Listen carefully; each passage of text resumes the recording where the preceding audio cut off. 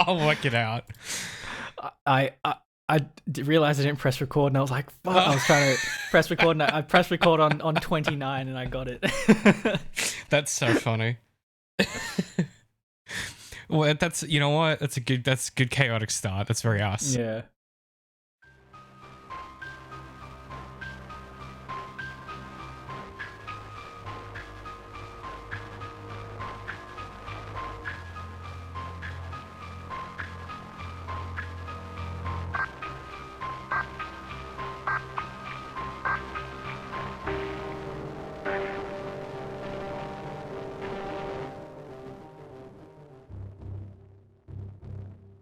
Welcome to Daredevil in the Details, a show that explores and dotes on the philosophy and themes of Netflix's Daredevil, a digression collection brought to you by A Method to the Madness and ZeroIndent.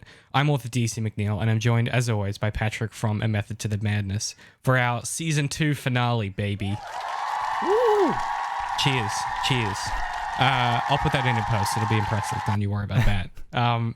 Pat, we're talking about the final episode of Season 2 and then kind of like our general thoughts on the season. And then maybe projecting a little bit into the future around, frankly, what I remember of the Defenders and what your opinion of is going into it, and our kind of experience with it. Because after this episode, we'll obviously take a break. It probably won't change for you distribution-wise on the feed. And then we'll be talking about the Defenders episode 1 and 2. I've broken that up into chunks of 2 because it's 8 episodes, so it works quite neatly. It'll be 4 episodes of the Defenders. 4 episodes of the Defenders. Yeah, we're gonna really be stretching ourselves, Pat. It's gonna be like the Media Crit Olympics. How do you find something interesting to say? Who knows? Yeah. Look, I'm about as excited about it as you are, but you know what? That's the task that we've been consigned to. Okay. Yeah, but you live and breathe very imperfect media. That's your jam. That's my main thing. I don't like watching stuff that I don't like. Yeah. Like a sane person. Like a normal person that doesn't hate the world and everything in it. Yeah. Well, you know what, Pat? You come to the dark side, baby. This is it's one of us, okay? That's what we're doing. Yeah. So today we're talking about A Cold Day in Hell's Kitchen, Season 2, Episode 13, which is Episode 26 of Daredevil. It was written by Douglas Petrie and Marco Ramirez and directed by Peter Hoare. Pat, could we hear the summary and then we'll get into our general thoughts and get stuck in? The Hand raids the police, bruising up Mahoney and stealing the information of everyone Daredevil has saved.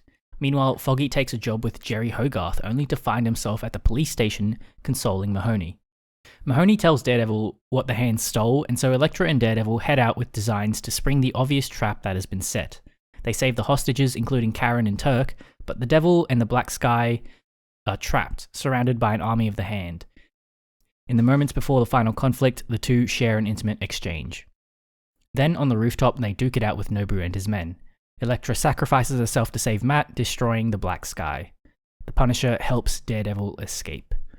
Stick and Matt stand over Elektra's grave, and Stick finally admits that Matt is the strongest person he's ever met. Elsewhere, Karen tries to find the story she wants to write, and finds herself writing about the heroes of New York.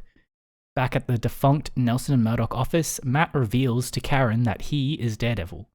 In a brief coda, we see Elektra's body exhumed and placed in the ancient device that's been filled with the blood of children all season, a cliffhanger for what's to come. You know, when you type it out like that, like the blood of children, I don't know. I don't like that. Yeah, it's not hey, Pat, the Hand are like not good guys. But they're cool ninjas. That's true, though. Do you think that cancels out? It's like the rule of cool? A little bit. It's like, it's like if you're a serial killer, you should at least be a sexy serial killer, and that's true. Kind of evens out a bit, yeah. Yeah, it takes the edge off a little bit. It does. I do feel like it's one of those things where, it wasn't until I went to kind of be like, what is this device? And then I went, oh, it's where they've been draining all of these children's blood all season, where I went, oh, shit. That's kind of dark, actually. It really takes the edge off the goofy ninja stuff a little bit, and you go, oh, yeah, this ain't your grandpappy's Batman comic book. This shit's... you're not jumping in a big pit and getting gooped on, right? You're sitting in the knowledge that children have been systematically raised, had their kind of brains and behaviors tampered with to think this is normal, and then sacrifice their life across a series of months, draining their blood into an ancient kind of alchemical contraption that can raise the dead. When you really take a step back and look at it, not a great, ethically questionable, frankly. Yeah, but it also dulls the pathos and the finality of some character choices at the end of this episode. Yeah. Say what you will about the Ben Affleck film. At least they let Elektra be dead at the end of the film. Okay, that's the only nice thing I have to say about it. Yeah. Yes. This is a weird ending because it obviously is setting up for the Defenders instead of finishing its own business. Mm-hmm. And I think it is quite harmed by that need. While it does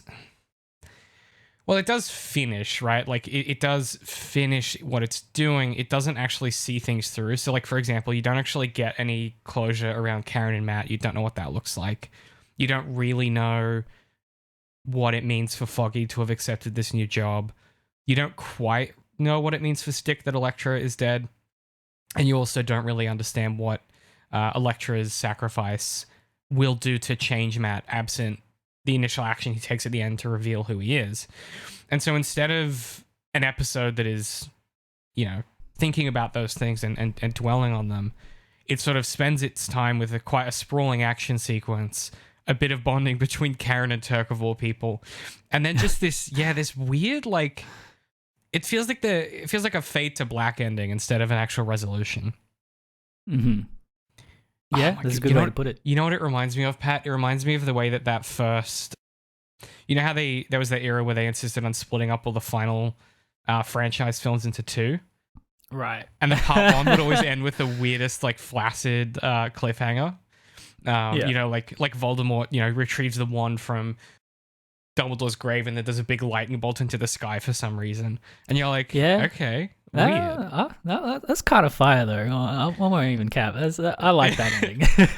I'm actually just jealous that I can't shoot giant fucking lightning into the air. Like, that's me projecting, Pat. If I could do that, I would. That's right. And you just have something in your mind about Harry Potter. It repulses you.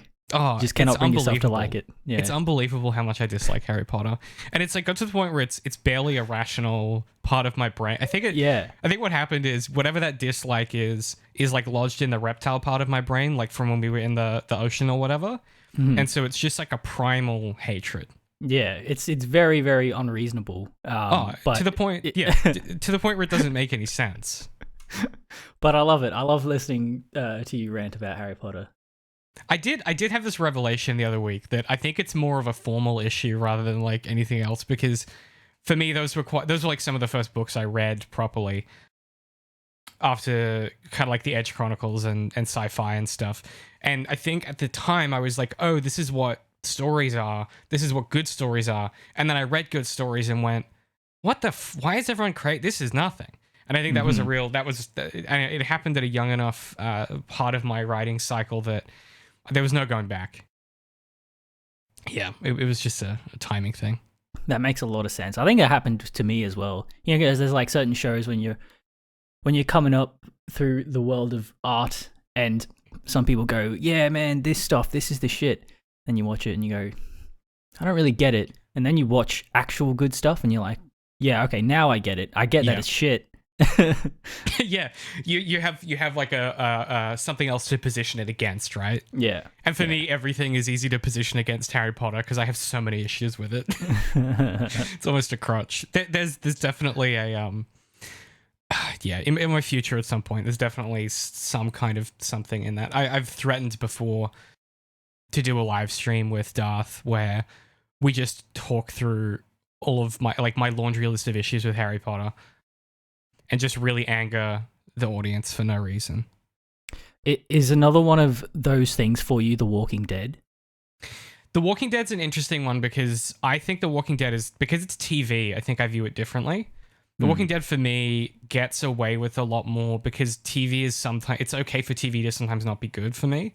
Right. If it's trying to work through, like TV is like a relationship, right? Like it grows and changes and evolves with you, and like your perception of it will grow and change.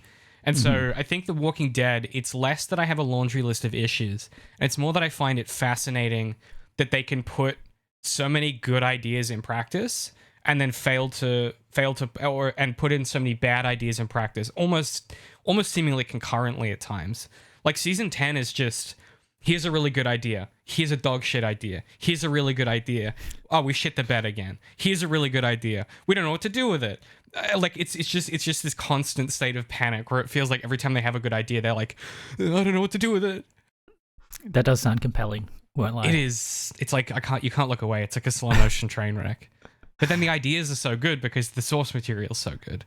So then you go, well, does the show get leeway because it's based on good source material, or should we criticize it more heavily because it's based on good source material? And then you read the comics and you go, oh, okay, I get it. But also this isn't all that, you know? So I don't know. I don't know. It's hence why I've got like that script keeps getting longer. I need to film that one day. That's Robert like Kirkman was just like woke up. He's like, what? Wait, is he the author of The Walking Dead? Yeah, he sat up bolt light in bed and went, yeah, David, someone's talking shit. Someone's talking smack about my comics.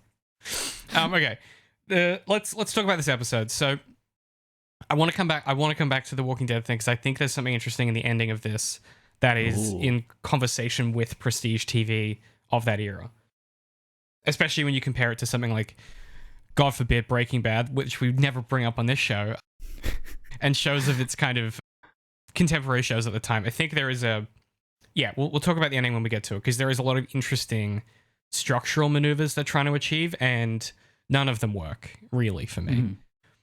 So we start, Matt's tied up Stick in his apartment, and they have this dynamic where Stick's basically like, you know, doesn't really matter what you believe or what you're trying to achieve here. You know, the Hand believe in what they're doing. And I think there's something notable here about Matt kind of refusing to play into this like chase hand stuff. Like he just flat out is like, this is nonsense. I'm not buying in whatsoever. Meanwhile, he's fully God-pilled, right? There's something there about belief, and I don't really know the right way to tease that out other than it keeps coming up, and then season 3 is kind of ostensibly all about that. Yeah, this season flirts a lot with that dynamic, about Matt's incredulousness to mysticism. And then, you know, there's a couple of lines where Stick goes, doesn't your whole belief system hinge on one guy, you know, resurrecting himself and stuff like that? That's such a good I agree. Yeah, it is a good line. Yeah, but that's all it does. It never really goes too in depth with it. And honestly, that's kind of what I want, like, my fanfic to be about. So okay. Yeah. When we get to the end of this, I do want to talk through what, because I was thinking about this in the car on the way back from breakfast. I was like, what is the structure of that episode going to be? I have a few pitches for you. So we might do some live production at the end of this. I'm going to write that down. Just a bit of behind baseball. You know, the credits will roll and then you can keep listening if you want. And then I also have a really dumb thing to start the Defenders with, so look forward to that. Okay, so yeah, pretty good banter. I just noted that, that belief comes up again. Doesn't seem to have anything to do with the way that all of this resolves, which is fine. Like you said, it's flirting with it, it's in conversation. It will become part of the focus of the show after the Defenders. But suffice it to say, the very little I remember of the Defenders is that it basically sidelines all of this and is like a straight genre romp. Like it's just a comic book romp. It's not really interested in these things from memory. Which is weird, because you'd think that like a Jessica Jones type character, in contrast with the Daredevil type character, would be a really good, you know, pot to kind of stir regarding like faith and religion and naivete and things like that. So too with Danny Rand, the most naive man on the planet, and Luke Cage, a guy who actually gets it. Like, I don't know, you would expect it to. I guess what I'm saying is, what if the Defenders was good? Yeah, that's what I've just said. I think that's why I hate it so much, because there's so much like juicy mirroring going on between all the characters. Like they all have interesting parallels and stuff that's perpendicular, and they fucking wasted it. Anyway. Yeah. It's not a good show. Okay. Hey, look, we've got plenty of episodes to talk about it, Pat. Yeah. I'll save my rage till then. Bottle it. Oh yeah, that's true. This show has been one of the few times where I've recorded a thing about a thing I like. It's curious that in the middle of it we get to do a thing that I don't like. So everything comes back around, Pat. Like, even I can't have something good. Everything is soiled. We then get Elektra talking about there's this really good scene which I thought was just really smart, and like it's not subtle but it's understated, where Elektra's standing on the rooftop looking out on the city, and Matt kind of comes up and she says, I've been trained, they're talking about the Blacksky, and she says, I've been trained to kill it since I was a child. And she's standing on the ledge, and the unspoken thought is maybe she's thinking about jumping because that would kill the Blacksky. Mm-hmm. And Matt's kind of like, hey, he sort of dismisses the Blacksky almost entirely as a concept in this conversation, and refuses to believe in that, right? While against all evidence believes in Elektra because he can tell that she's lying. Like he says, she's like, why do you still trust me or whatever? And he goes, because I can always hear your heart. You've never lied to, it's all unspoken. But he's essentially, he's like talking her off the ledge, but also I don't think he thinks she's going to do it. It's a very, like, there's a lot that goes unsaid in that exchange. Yeah. It's also,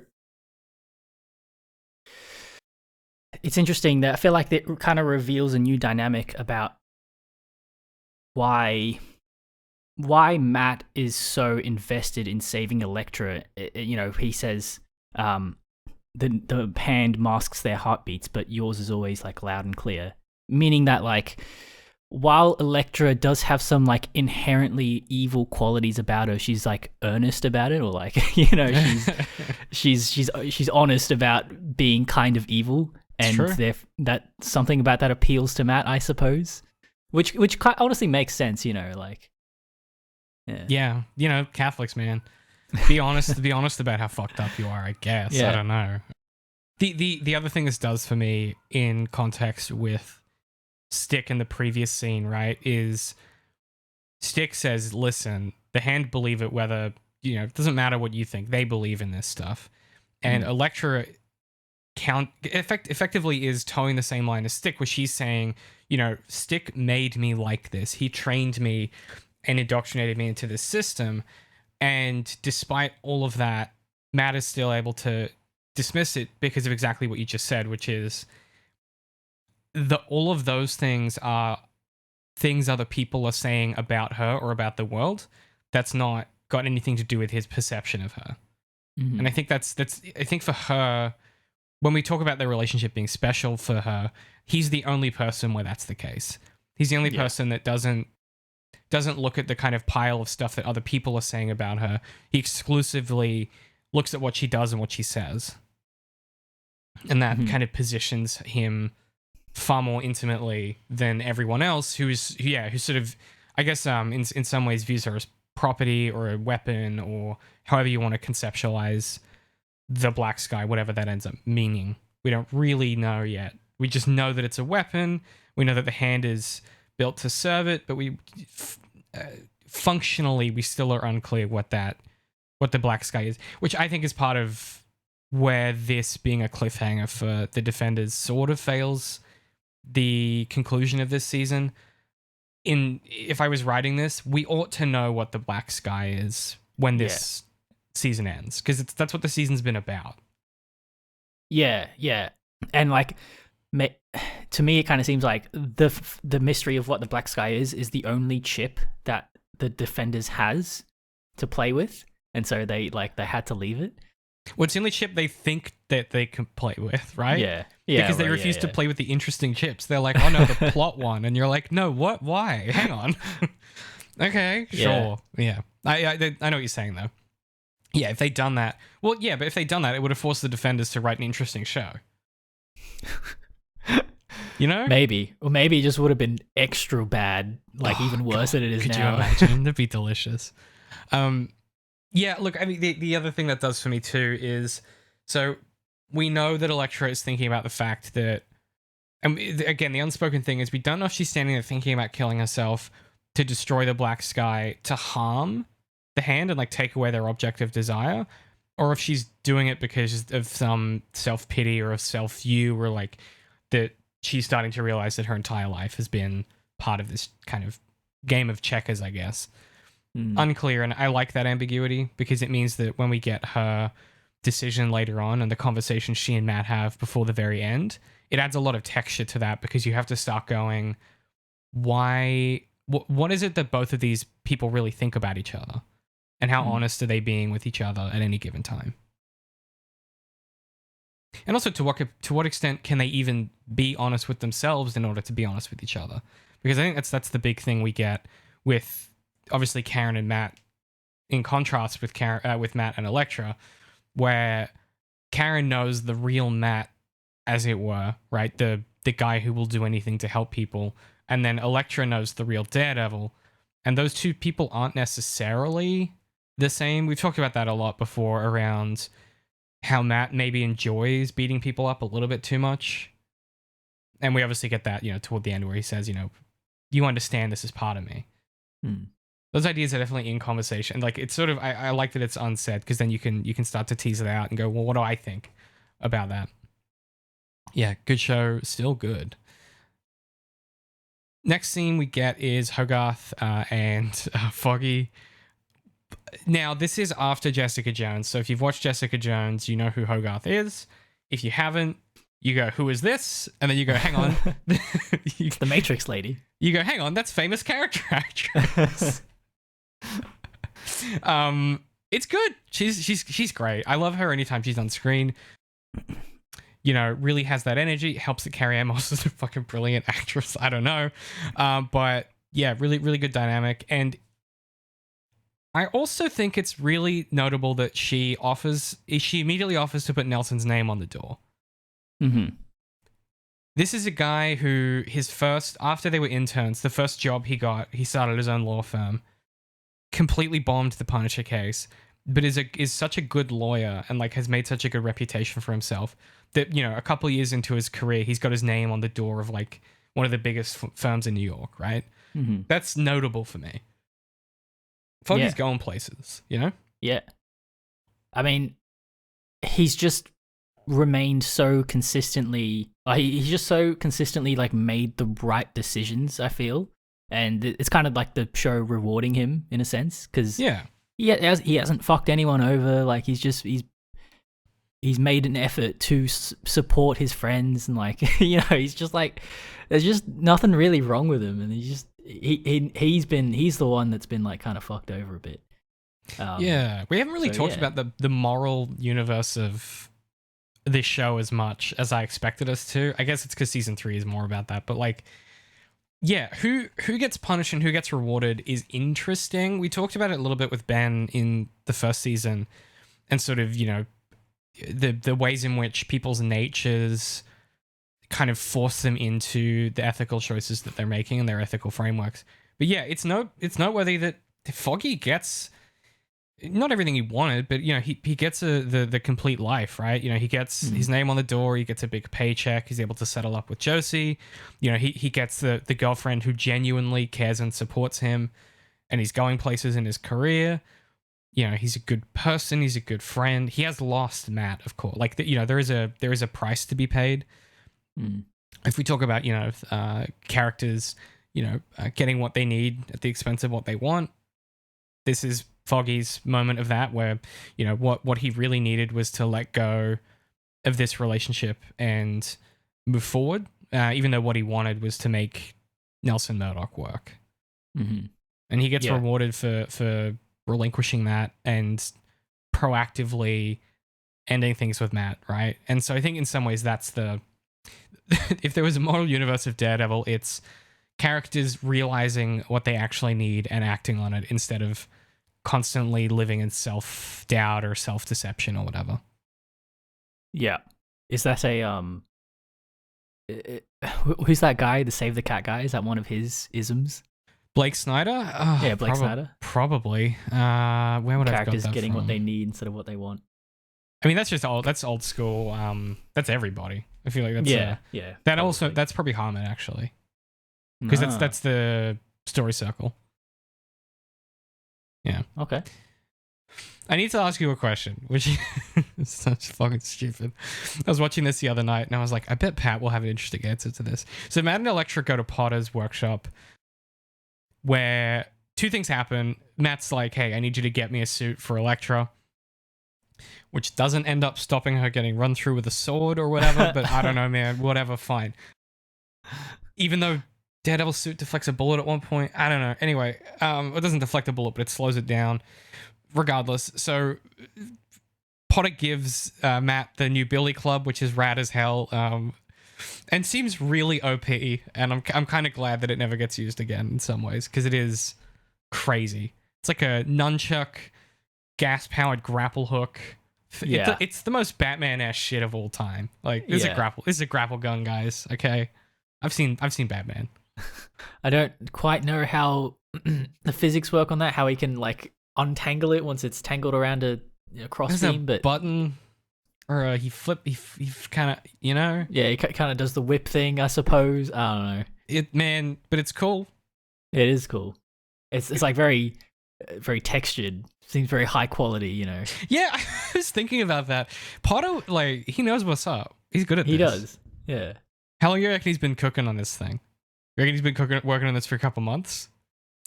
He probably wanted to make a weapon for like a long time, but he's like, who's gonna accept a Billy Club? And then Daredevil came. In You life. think? He's like, yes. You think he was already working on the Billy Club? I reckon he was dreaming about it. Yeah, that makes sense. Well, okay, I worked it out. So this season starts in summer. So, April, June in New York, and then ends at Christmas. So he may well have been working on this thing for like 6 months, just, idly putting this Billy Club together. This could be a 6-month project that we only see get used once. Well, actually, I don't. No spoilers, but does this get used in season 3? No, but it might get used in the Defenders. Yeah, it probably does. That's exactly the kind of genre bullshit the Defenders would do. Yeah. Ugh. My question was going to be, what bizarre outfit and/or weapon would you have Potter make you if you were fighting crime? I don't know. Maybe like a big staff. You want a big stick? Yeah, like a big stick.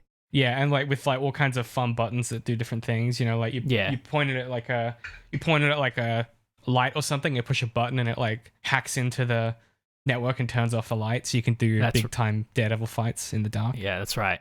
Maybe you know how Robin has one of those in one of the Arkham games, and it like turns into a shield and stuff like that. Yeah.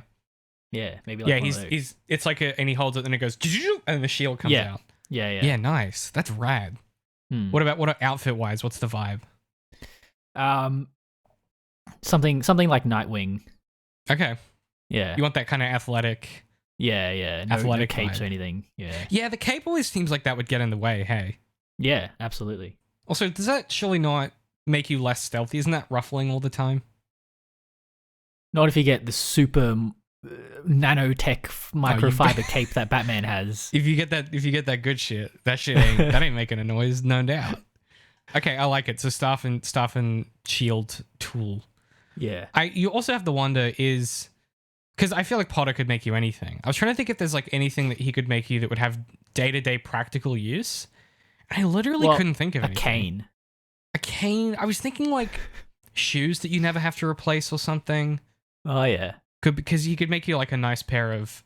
This is the most pedestrian ass fucking answer, but like a nice pair of boots that never wear out or something. The soles are like indestructible. You know what I'm saying? Maybe something to do with like your keys. Okay. Yep. Yeah. I don't know. A key. It like turns into like some knuckle busters or something. Oh, okay. Yeah. You know what? That's something. That's more than I had, because I was thinking about this the other night. I was like, I don't know that I could ask. I don't know if there's anything useful for me. Just make me a gun. Just a pistol. Just you can get those anywhere, Pat. You don't just need the M1911. just make me a colored pistol. Make it match my suit, please. That's fucking funny. But yeah, he gets Elektra an outfit, and they do the superhero thing where she's wearing a big coat, so we don't see the outfit, which is fun until we get the reveal at the end, which I don't mind so much. I also like that they're really leaning into the silhouette-y, comic book framey way of shooting this episode.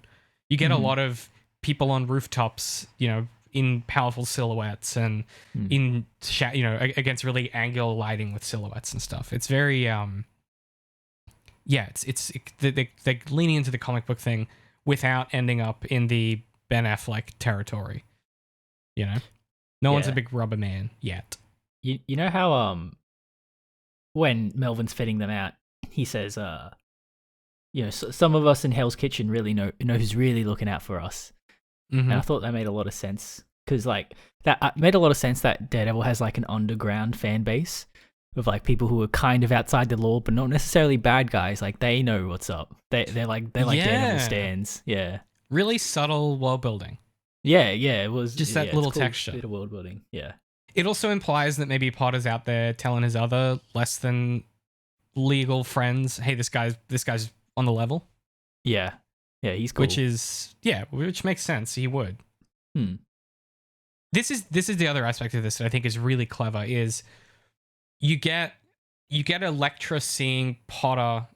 I've talked about this before, which is a way in which world building is usually achieved in indirect ways and characterization as well, is how other characters talk about each other and how accurate that is, right? What a character believes about another character and how accurate that is to what we've seen of that other character tells you a lot about the way people perceive that person, the way those two perceive each other, and the way that their relationship works. And this is really interesting to me because it's Potter telling Daredevil that, "Hey, all my homies think you're rad," and Elektra is hearing Potter tell Daredevil that. And I think it's like it's like a third party confirmation of Matt's way does, even if it isn't always hyper effective and it's not as it's not as permanent as the Punisher's, it engenders a certain something within these New Yorkers, right? Whatever that prototypical comic book New Yorkers look out for each other thing is. Matt doing it his way has engendered that in people, and Elektra gets to see that. There is no one out there going, "Man, the Blacksky, she's one of the homies on the level."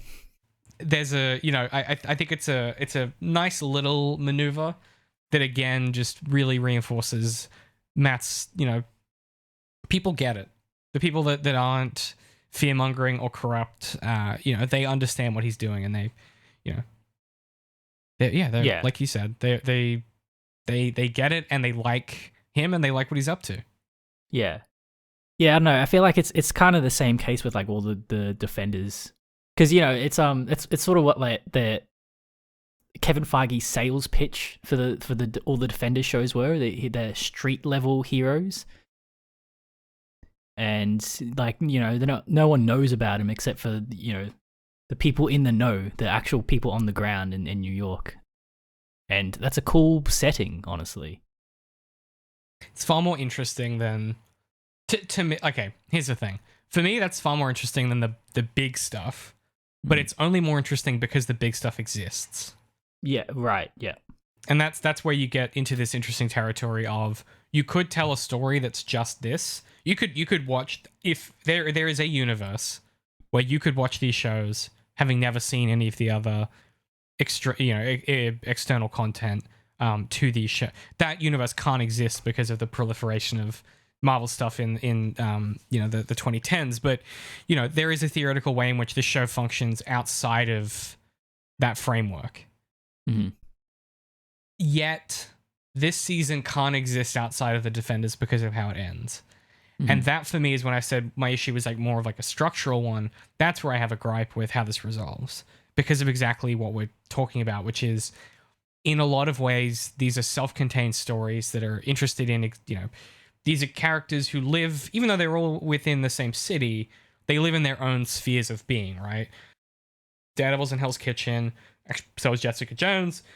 Danny Rand is in Uptown, and Luke Cage is in Harlem, right? So that, you know, they have their own boroughs where they're operating on that ground level, and so you can tell these really complete self-contained stories. It's like in the same way that, you know, a good sequel should be a story by itself that exists, and you could consume it by itself, but it's in conversation with the previous one. Mm.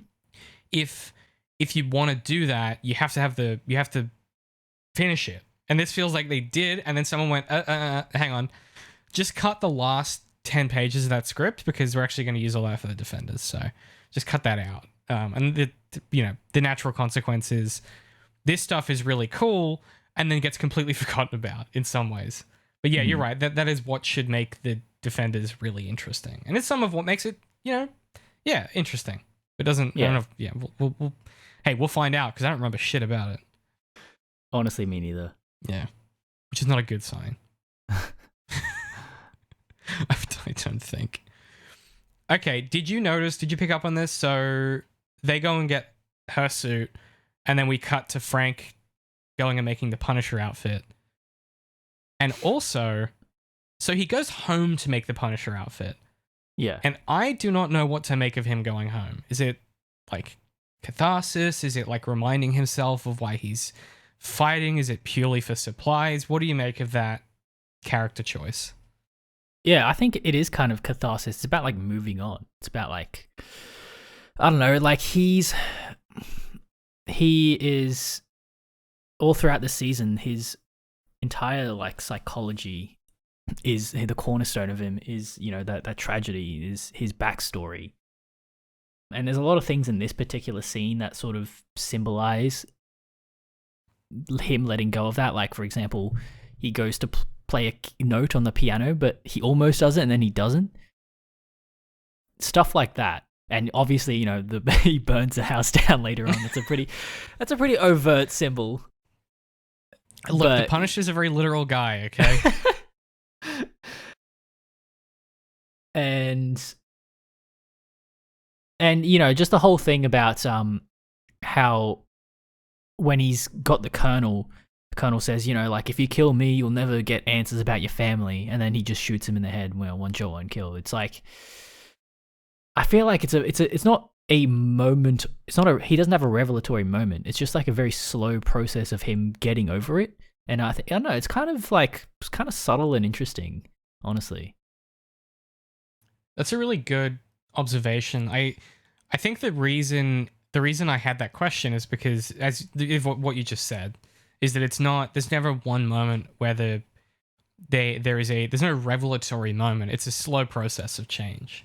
And when we get to the Punisher, which I think sequentially happens after the Defenders, maybe, I can't remember.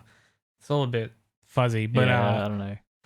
It's kind of not related to any of the other ones, really. Yeah. But, you know, by the time you get to that show, he's kind of a guy who can have relationships again. You know, he if some weird ones that get odd in their dynamics, but, you know, he's a guy who can relate to people again. And that's at the start of the season, that certainly wasn't the case. You had that initial, you had the admission of the lie and the admission of the ghost when he and Daredevil had their conversation in the graveyard. And then this is really all of that coming full circle. It's him, now that he's made the admission, it's him crossing the threshold of giving up the lie and burning the ghost quite literally, which feels like one of these writers was sitting there going like, how can I work in some formal theory without anyone noticing? And putting it in practice, and it's really effective. And like you said, subtle. Like, it's just sort of, and I mean that's part of Frank's appeal as a character, is he kind of washes over you a lot of the time. Mm-hmm. He's never sitting down and being like, and this is what I learned. You know what I mean? Yeah. It's understated. Yeah, I think it's a lot of it is through him telling other people wisdom, like, you know, his conversations with Karen and stuff like that about, like, you know, not letting go of the people you love and stuff like that. It's revealing character through just like natural conversation. Yeah. Yeah. I will, just because we're on it, I want to elaborate on this quickly. I was alluding to it there, but I realized I didn't actually explain it. So this is kind of a Robert McKee thing. In a story for a character to be like fully fleshed out, they have to have three things, which is a want. It's the want, the need, the lie, and the ghost. The want is the, whatever the concrete goal is, whatever it is they're trying to achieve. The need is the underlying intangible, abstract, emotional, psychosocial thing that they need to achieve in order to grow or change, or access or gain the capabilities to have what they want. The lie is usually the kind of the incorrect worldview, the philosophy, the thing they're pretending about. The example I always think of is like Ray's lie in the start of her story is, my parents are coming back to Jakku. She is lying to herself about that. Luke's lie is like, there's nothing I can do about the Empire, which is not true. And the thing about the lie is it's usually the opposite of the theme. So if let's think of an example. An example might be like, I'm trying to think of what it would be in season 1. I mean, Matt's lie is that he has to punish himself to save the city, and his need is that he has to give up his kind of he needs to take himself down off the cross and meet the world where it is, and stop punishing himself for his father's death. It's something in that area. We'd have to drill into it more to extract it. And then the ghost is like the wound, or like the scar, the singular event that created the lie. They don't always have to be that literal. Sometimes it can be little things. But obviously for Frank, the ghost is his family's death. And the lie that has arisen from that is, well, I'm dead, basically. Like, I died. I'm dead on the inside. There is nothing left for me in this world. I will simply become the Punisher. I am nothing more than my want to kill these people. And his need is to realize that actually there is life in him yet, and he can honor his family's legacy by moving on and accepting what happened. And so when I said that he burns the ghost, what I mean is he literally burns the ghost in that he destroys his family home, which is very funny to me. And whoever wrote that deserves a raise. So it's good stuff. His want is to be like Terminator from Terminator 1, but his need is to be like Terminator from Terminator 2. It's true. It's true, yeah. Pat. And isn't that what writing's all about? Which Terminator you are? He does look a lot like the Terminator when he's walking away from the house exploding. He's even got like the minigun. Yeah. Hey, real quick, and I don't want to like put any fucking screenwriters or action choreographers on blast too much. If you put a minigun in your fucking thing, you have to fire it. Yeah. What the fuck? Where was my minigun scene, bro? That is true. If Rambo can do it, you guys can. What's up with that? And why was he just carrying it around? Like he was going somewhere. Why not just keep it in your car? Yeah. And then he has it again at the end and he still hasn't fired it. Honestly, listen guys, this is a message from me to you. If you put a minigun in your film or your TV show, you got to fire that baby. You got to fire that puppy. Mm-hmm. Cut it out otherwise. What are you doing? And we also, I think this must have been a coverage thing because you get it identified in the when he opens the cabinet the first time. You get this shot that lingers on the minigun. Then you get reminded of it again as he leaves the burning house. And then it just never gets fired. So like they literally do the Chekhov's gun thing and then they don't shoot it.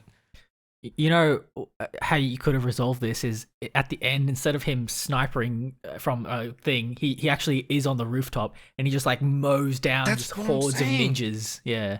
And you could have also had an interesting moment there of he says to Daredevil, duck, and Matt has to trust him in that split second. And that could have been that kind of tie off to their relationship where it's like, you're gonna be like dark red and then oh. And then you could also have like a bit of comedy, like the Indiana Jones sword gun kind of thing where there's just 100 guys with swords and then one guy with a minigun just like mows them all down. Brilliant. You've solved it, Pat. That's the version I want. But you know what? Alas, not everything is perfect. Yeah. We then get, Daredevil goes to Mahoney. This is the most Batman-ass shit of all time. Yeah.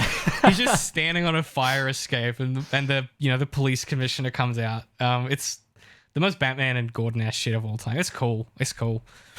And Mahoney basically says, they roughed us up pretty good. They were after files. They wanted to know everyone you ever saved. And did you, like me, immediately go, oh shit, that includes Karen? Because I immediately was like, oh, that's bad. Yeah. I didn't immediately go, oh, that includes Turk. Any excuse to get Turk on screen. Oh, this show rules. They take it. Yeah.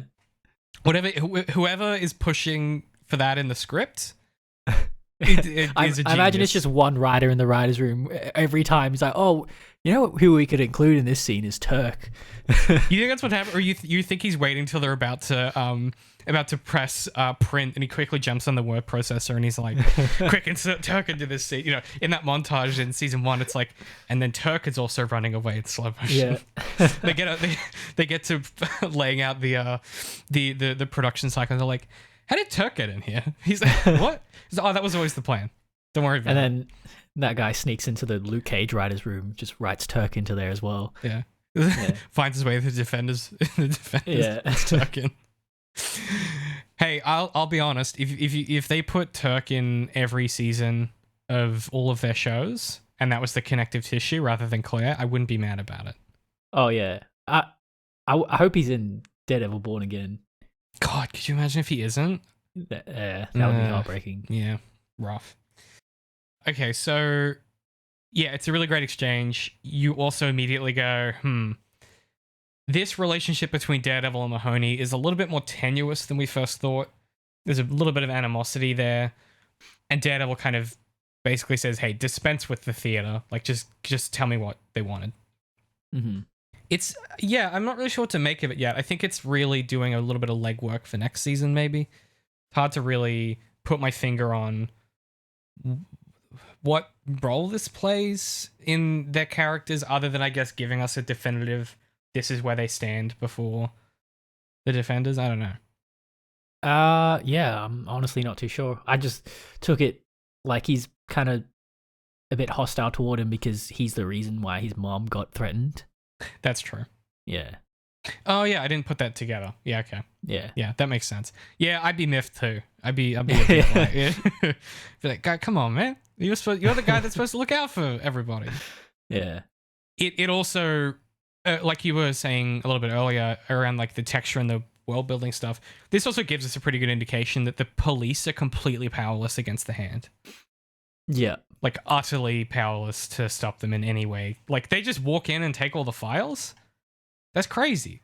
Yeah, and then a couple cops get pelted by arrows, and they can't do anything. So metal. Yeah. I didn't think about this until that scene, but arrows are pretty brutal, hey. This is a weapon. Yeah, I swear, like in media, in film and TV, they always don't seem very effective and or painful, but obviously I think in real life they would be quite painful. Did you watch piece that through armor and shit?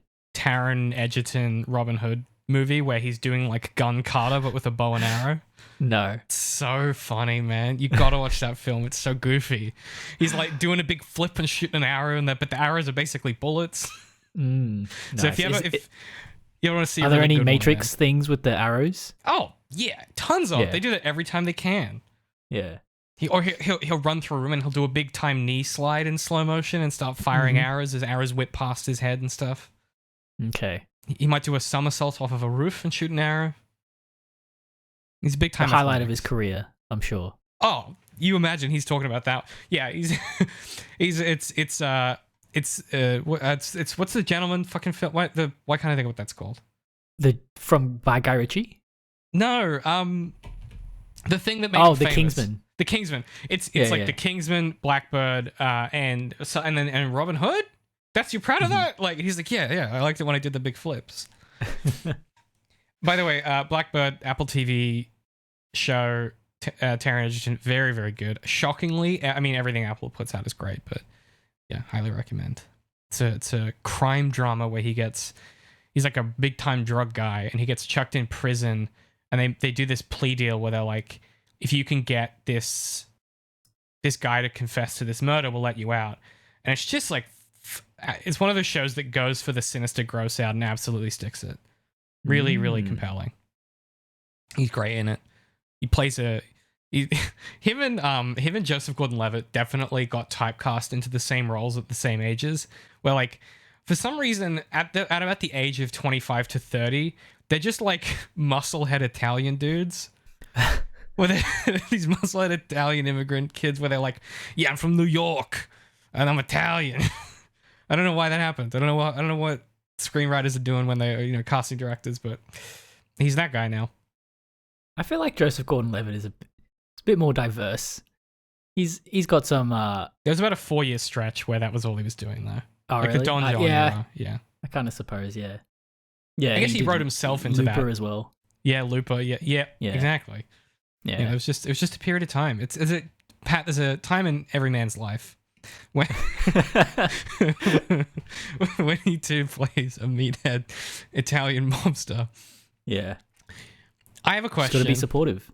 Yeah. Hey, you know what, Pat? That's the important thing is to admit you have a problem, because that's the first step in solving it.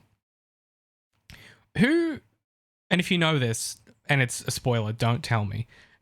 Okay, we cut to these guys getting big time kidnapped, and there's a redheaded woman who takes center stage in a way that the show is like, yeah, obviously you know who this is. And I was like, who the fuck is this? Huh? I have no idea. I got no earthly idea who this is. You know what's funny though? She has the best Japanese out of everyone in the show. Oh, seriously? I'm not even joking. She's obviously like, that's her thing. That's probably what's on her resume is like, she's fluent in Japanese or whatever. And the casting director saw her and she's like, okay, yeah, we need a Caucasian woman who's good at Japanese. Uh-huh. And it's really funny when she's in the same scenes as Nobu. With Nobu, and, yeah. Yeah. The ancient Japanese warrior who's died 3 times. Like, yeah, no, she kills it though. Damn. Okay, that's good to know. I did not know that. Oh, hey. Okay, here's also the other thing. What maneuver-wise? Why does she need to be Caucasian? I've been thinking about this since I watched this episode, and I don't. I mean, I guess it's like they need someone. The best I can do is either, like you said, they just happen to be like, oh yeah, it could be anybody, and we just happen to hire someone who had fluent Japanese that was available in the days that we needed for shooting. That's possible. But the thing it does at like a structural level for me, or I guess like maybe formally, like position-wise, is you've got Nobu, who is a crazy ancient mystical warrior who seems to be, he can't die or whatever, positioned against Gao, who is equally mystical. And then you sort of have like this formal front, which, we saw with Elektra when she went to those big business meetings. And I guess maybe the intimation here is like, yeah, this is like the normal front of the hand in New York. And there's like some type of assimilation of the local culture into that organization that helps them blend in more or something like that. That's the best I can do, I guess, like position it in conversation with what the show is doing. But mostly what I've written in my notes is, who is this? Why is she here? Why is she white? What's going on? So, I mean, something to think about, guys. She's just the hand's ambassador in New York. Yeah, that's right. Yeah. She's she's the key stakeholder manager for the hand for the criminal enterprise. She's the account manager for the hand. Oh my god, you know who she is? She's Martin Freeman's character from Black Panther. Just the weird offsider that can talk to the feds, Yeah. Yeah, there True. you go. Okay, we then get we get a very odd scene of Matt and Elektra on the rooftop, and Matt is trying to like find the hand, by standing there and listening and trying to like, identify where they kidnap these people. Elektra says, "Hey, look, saving them won't help us." Okay, that happens afterwards. But anyway, so they have this little exchange where he's trying to find it and he can't. And she's like trying to calm him down. Basically, he's panicking because he knows Karen's been taken, and so he can't focus to achieve this. And the net outcome of that is Elektra basically being like, "Hang on, slow down. Like, you can do this. Focus. Tune out everything." And there's something he says which is noteworthy to me, which is he says the electricity in this building is too loud. Mm-hmm. That is noteworthy because it will come back later in this episode in the strangest way, and I do not know what to make of it. But it calls attention to that. Pat's like, when does that happen? Yeah. I'll call it out when we get to it. Then we get, they have a little exchange. Again, there's this weird intimacy between them.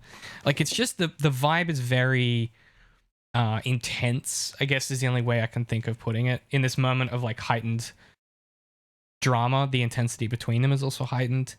And yeah, he kind of listens in and works it out. I thought it was interesting and noteworthy that the way that Frank locates them is with a police scanner, which is how Batman would do it. But the Batman character in this show does it through the Daredevil. There's something there. Well, he still technically does it via a police scanner. That's true. Here's the police call out. Yeah. It's also funny to me the way that superhero shows imagine police scanners as kind of... Because, in reality, police scanners have a ton of channels for different things and a ton of different, methodological frameworks for how they communicate information. You can't just turn it on and be like, where is the crime happening? What? But that's how it's always been portrayed. I know. Same with Spider-Man. I just think it's a cool shorthand. I don't know. I like it. It's always funny to me whenever that happens. Yeah. And then when something does it properly, what's that film where Will Smith gets framed for espionage and the FBI are chasing him? Enemy of the State, maybe? Is that? I have no idea. Okay, let's just say I never knew Will Smith was a spy other than Men in Black. Oh, Patrick, you gotta get into those 90s action thrillers. It's the era of the rough and gruff. Everyone doesn't trust the FBI, and everyone's doing an espionage on everybody. It was that era of film, and it's always a weirdly famous character actor before they were famous, against some other character actor you forgot existed. It's a good era. The Jackal. That's the one Jackal's of those a good one. Yeah. Yep. Basically anything starring Tom Hanks at that time, more or less. It was a real moment in history for a lot of people. And a lot of people took home a bag they would just show up and be a detective in a film and then never think about it again. It was a good time era. To be alive. What a time to be alive. It's okay. Then Elektra and Matt go to they track it down, and that's where we get to see Matt do his big stick, his big time grapple maneuver. And they head over to the rooftop, and they're kind of having an exchange outside. And she says, "Hey, saving them won't help us. I'm just here to kill Nobu or whatever." And Matt's counter argument is like, "This is the only play: is we save them, or more specifically, I save them." Which again, really good, consistent character work. Snappy dialogue, well written. Nothing to write home about other than they nail the kind of how casual Matt is in his conviction. This isn't an argument to him, it's a foregone conclusion. And so for him, it's a triviality because he knows that she'll help him if he goes in. Right. Yeah, it seems kind of weird how, it wasn't a very good trap, was it? I mean, they had 5 guys ready to spring him as if he couldn't handle that. And, that sort of thing, sort of being very impractical against very bad odds because it's just the deontological moral right thing to do in that moment. That's a Captain America thing, and it works for Captain America because he's Captain America. He can kick anybody's ass, whereas I feel like that's not Daredevil's thing. He is fallible. He is not Superman or Captain America, and So, moments like these, I'm like, did you have to set it up that strongly that it like that?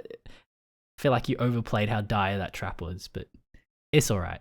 Well, that or how he resolves it should be different. Like he should pick them off one by one or something, or he should do it. There should be a distraction, or there should like. That's what he says in She-Hulk, right? When Yeah, that's true. Yeah. He's like, yeah. You want to pick them off one by one? He's like, I've done this a million times before. Yeah, and I think for me that's where I'm like, this feels, how to say this? This episode feels both rushed in its execution and very slow in its structure. Like, not a lot happens, and the stuff that does happen happens quickly. It's a very oddly paced thing, and I think this stuff like this contributes to that, where the bulk of the episode should have been, how do we do this against so many odds? The planning and the execution and the incremental failure of that plan to overcome these odds in this final confrontation, instead of all of the lead up that we get. And then this kind of, like you said, he throws himself at this problem and punches it till it goes away. And it just feels like a missed opportunity. And it could just be. And they're going to cut Turk's leg off. Come on. Oh my god! Yeah, we didn't talk about that yet. Turk is under house arrest, inverted commas, and has on his hacked ankle monitor. And in the truck, Karen basically convinces him like, "Hey, you got to turn that puppy on, so the cops come and get us." And when the cops do arrive, they get immediately shot with arrows. It's not long before the whole police unit shows up, and Mahoney's so funny. I love the way these characters talk. He's like, get the lights on that roof. Get them big lights on the roof. Get the big lights. And I'm like, okay, all right, we get it. And yeah, inside, the ninjas like realize that he has this thing on his leg. And initially they pull out a knife, and you're like, oh, they're just going to cut it off. And then no, they just start cutting his leg. It's crazy. Also, how would that help? It's still going to be on. They'll just chuck it out the window, and then the police will go to the next building. Oh, true. Yeah, they'll be very confused, And they won't notice the ninjas in the building across from them. No. This is a very odd little moment. It's very frantic, and they start cutting his leg, and I'm like, oh shit. Does this happen? Because I don't remember. I was like, did Turk lose a foot? Looks like a very shitty knife too. It's like, it reminded me of like 127 hours. Like, oh, it's a blunt ass knife. Yeah, for sure. Yeah. That's not a quick job, No, they're gonna if they kept going, they would have to like snapped it, slap the bone somewhere. Yeah, grim, Pat. But that's as we were saying, that's why it was so urgent for Daredevil to get in there. He doesn't want his boy Turk to get hurt. God forbid. That's only he can hurt Turk. No one else. Yeah, Turk and me. It's our special relationship. Okay, you back the fuck off. Yeah, he then does a big jump through the window. And very dramatic. It's very dramatic, and it's very well framed, and it's, again, you know what it is? It's Ben Affleck's Batman smashing through the window into the warehouse. This is just all of this language is in conversation with each other in a way that really works in this moment. And yeah, he starts beating the guys up, beats all the dudes up, and the interesting thing is he has a it's such a, like, in isolation it's a questionable choice, but in the full context of this season it works so well, which is, in the suit he has a moment with Karen where there is this like brief moment of intimacy where she, like, because he's been shot, it hasn't like, he's not been shot, but like there's obviously a bullet wound, like a bullet impact on the suit, and she touches it and he touches her face, and there's this moment of like connection, and you go, what? And then she leaves, and you go, what the fuck was that? That was weird. We obviously knew that she had a relationship to the Man in Black in some capacity, but it's a very it's a bizarrely intimate moment in the full context of what's happening around it, and I think it works for that reason. Is you go, oh yeah, these two are like supposed to be together. she's hot for Daredevil, even though she Always doesn't has know it's been. Matt. Yeah, Yeah. always has been. And also, how the fuck does she not put it together that it's Matt? Like, it's so obviously Matt. It's Come so on. obviously Matt. I guess because he's blind is the thing. Right. Yeah, Yeah. but like, I don't know. It's sort of I mean, this is like the Spider-Man reveal, right? Which is like the girlfriend is in love with Spider-Man and also Peter Parker, and then when they realize it's the same guy, they're doubly in love. Like, it's, you know. Yeah. I feel like if I learned this about someone I was in love with, I would. I don't know that this resolves as easily for me as it does for characters in comic book and TV show. I'd be like, I have millions of questions. None of them will have satisfying answers, and how could I ever trust you again? Like, this is this is gonna be a problem for me, I feel. And then I'd be like, but can you keep the suit on though? Can you wear the costume? Yeah, can you wear the suit? Can you wear please? Yeah. Okay, the other thing, I mean, that happens in Batman comics all the time, where he'll do a usually written by Frank Miller, let's be honest. But he'll do a sex with another superhero, but they'll keep their masks on pat. Yeah. So they doesn't that happen in the Killing Joke in like the animated one, not the comic? Yep. Yeah. Yeah, we don't talk about the film, Pat. We don't talk about the film. I think I was thinking specifically of All-Star Batman and Robin, where he has sex with Black Canary, I want to say. I can't remember. Ain't that Green Arrow's wife? Yeah. They're not married at that point. Okay, alright. I think he saves her, and then, yeah, they do a big sex. Ooh. It's a weird comic. I see. Yeah. It's very, like, it's like grim, dark, but also sexy. Mm-hmm. It's like a Snyder kind of imagining of, ironically, it's a Snyder imagining of the Batman mythology before Snyder got his dirty mitts on it. I see. He should make that film. They should make him. They should make Ben Affleck be Batman again, and they should make All-Star Batman and Robin. And have Zack Snyder direct it. Yeah, he's obligated to at this point. Really? I want to keep Zack Snyder as far away from anything creative at this point. I just think it's the only thing he'd be good at. He would absolutely nail the tone of that. Like, it's like a comic. You know what? He would beef it. You're not wrong.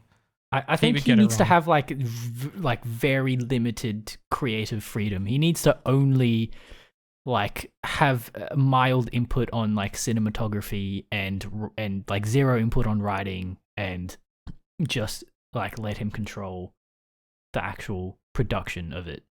Yeah, he and Stephen Moffat have like the same problem, but in different parts of the process. Stephen Moffat should not be allowed to write anything more than an outline. Yeah, and yeah, Snyder is should his hands should be kept away from the scripting process at all times. Yeah. Dude has a very specific skill set and has absolutely no idea when to use it. To the point where it's kind of funny sometimes when you watch his Zack Snyder and you're like, what? Who gave him money for this? And you're like, oh, he funded it himself? That makes sense. Like, he's a strange guy. His new film Rebel Moon, like, that looks gorgeous, man. But you can just tell, like, this is going to be such a nothing film. The origin of that is he pitched a Seven Samurai film to Lucasfilm to do this, a Star Wars saga. It was 3 films he pitched them, Seven Samurai style, where it's like across the 3 films, a lone Jedi gathers 7 warriors to take on the Empire, and then they said no because you're Zack Snyder, and then he took all of that work and has converted it into these 3 films. Oh, but it's adult. So this sounds like to me he's just literally actually trying to make Seven Samurai, but Star Wars. Yeah. Okay. But also Dune for some reason. Because he saw Dune and went, Dune looks cool, and didn't really understand what made Dune work. Interesting. Yeah. I mean, it's going to be fascinating no matter how bad it is. Like, say what you will about Snyder, and I have. He is endlessly fascinating as a storyteller because he will do things like the most inspired choice of all time, and then like just lay a muck on top of it, and you'll walk away being like, "What Did he do that good thing, or was that accidentally left over from a good writer who did the script?" It's impossible to know. Anyway, I just think he should make those Batman films because they're the only ones he'd be good at, because they are exactly his shit, and he wouldn't have to change much. You know, you get all kinds of fun stuff in there that is exactly up his alley and tonally. Yeah, it would be a Snyder joint. But yeah, I don't even know how he got onto Snyder, if I'm being honest with you. It was bound to happen. Yeah, it hasn't happened yet in this show. I've been fighting this war my whole life. I've heard every story. Some people say Nobu's lived 3 lifetimes. A criminal record that goes back decades. True or not, is the head of the snake. But he's our best chance of taking down the hand. And our job is simple. We find Nobu, we extract him, we remove him from the hand without alerting his troops. Can't be that easy. Giving up is easy.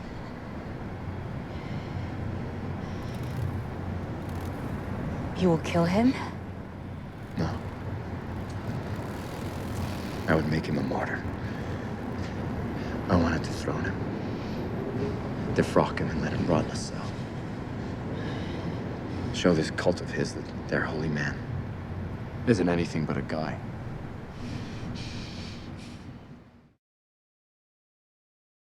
Something else I did note down here, which I thought is kind of like like you keep saying, you know, they refuse to stop evolving these characters.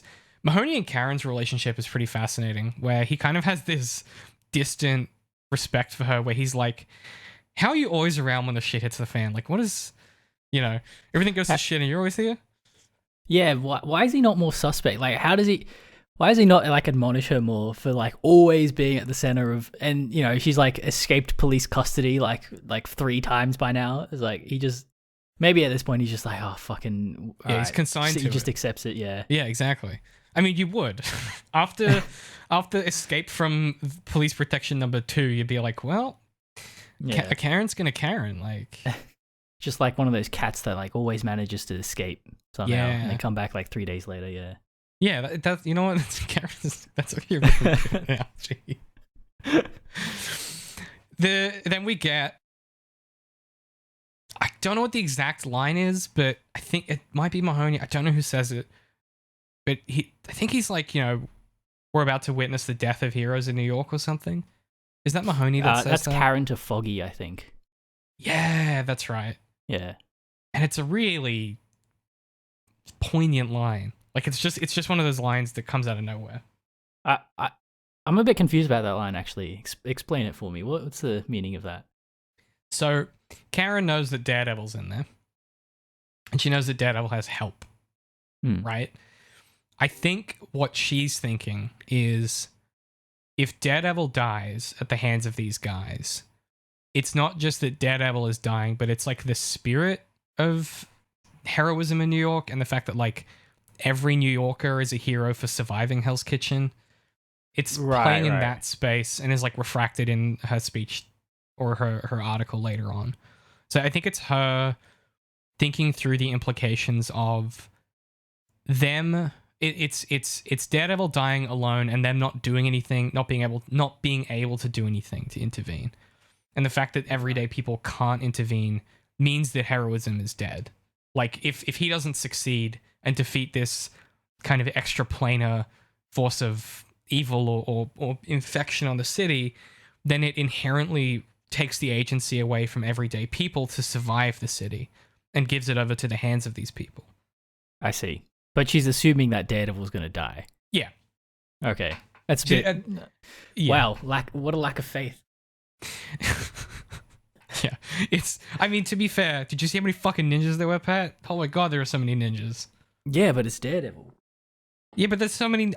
I couldn't fight one ninja. And there's like 100 of them. Like... Yeah, you couldn't fight one ninja. Yeah, I probably couldn't either. But No. if I had some red latex and a billy club, And I could maybe fight like at least 2. See, you're more kind of like spry and like scrappy, but I'm kind of built like a brick shit house. So like I could, I have to brute force it if I was going to do any damage. You just do one of these. Just swinging the Charge at arms. him. Yeah. But it just have to be a straight up rugby tackle, I think. That's my only, like a big shoulder check is my only move. Mm-hmm. Just rely on my weight. Like, I don't know. Yeah, I reckon you'd knock a few of them down with that.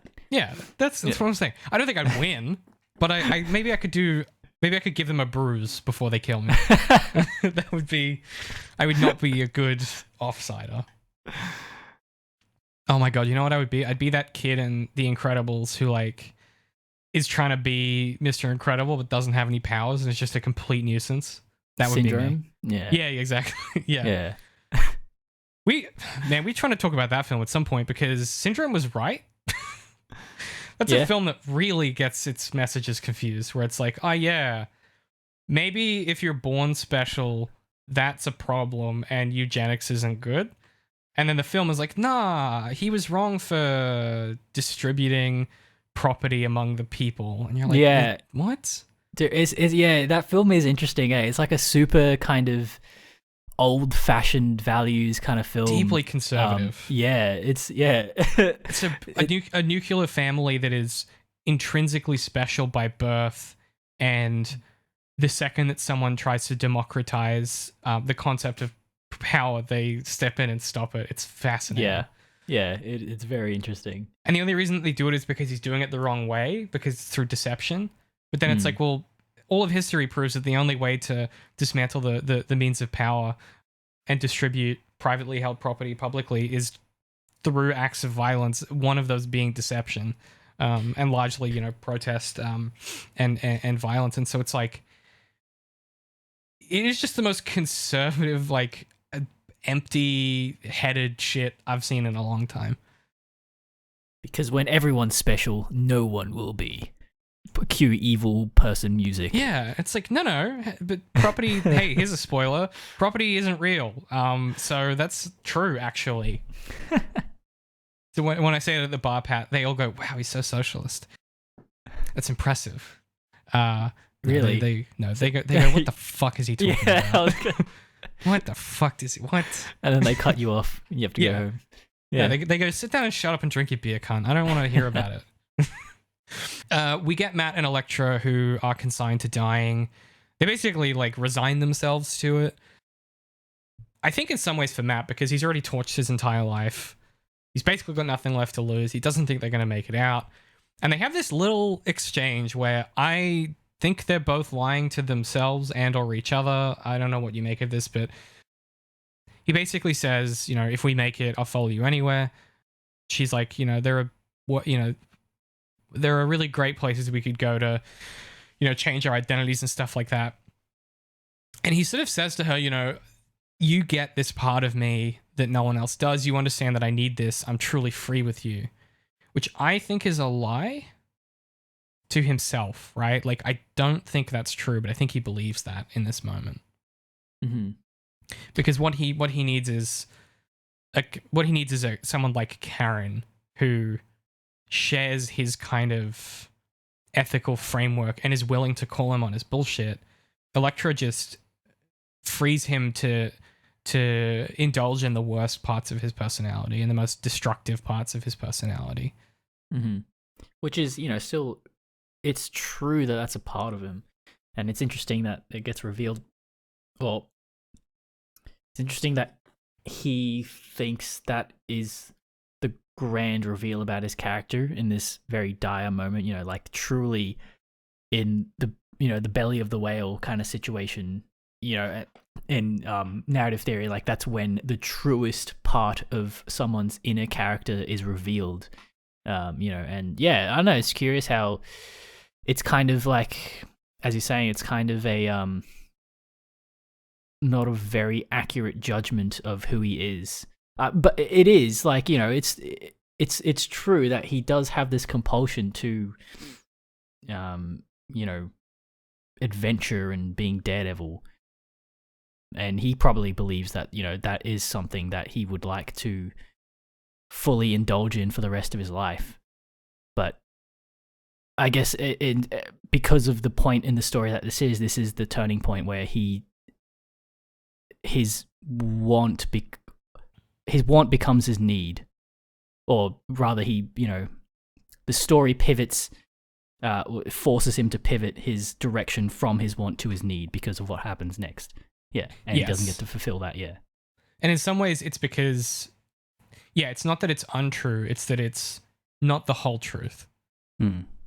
And he sort of excised the other part of the truth that really makes that it does exactly what you're saying, which gets forced, kind of forced upon him with what happens next, which is like, while yes, this is always a part of you, it cannot be the only part. Because if you don't balance this thing out, it's gonna be a problem. It's also noteworthy that Elektra's like, even if that's true, what about her, meaning Karen? And then, she even says, like, there's no future for us because you can't leave this city. You can't leave New York. That'll always be a part of you. And so even Elektra sees some larger part of the truth that Matt is sort of avoiding or is unable to acknowledge. They really have, they have such a good read on each other, but not on themselves. And I think that's a real testament to the character work they've done this season.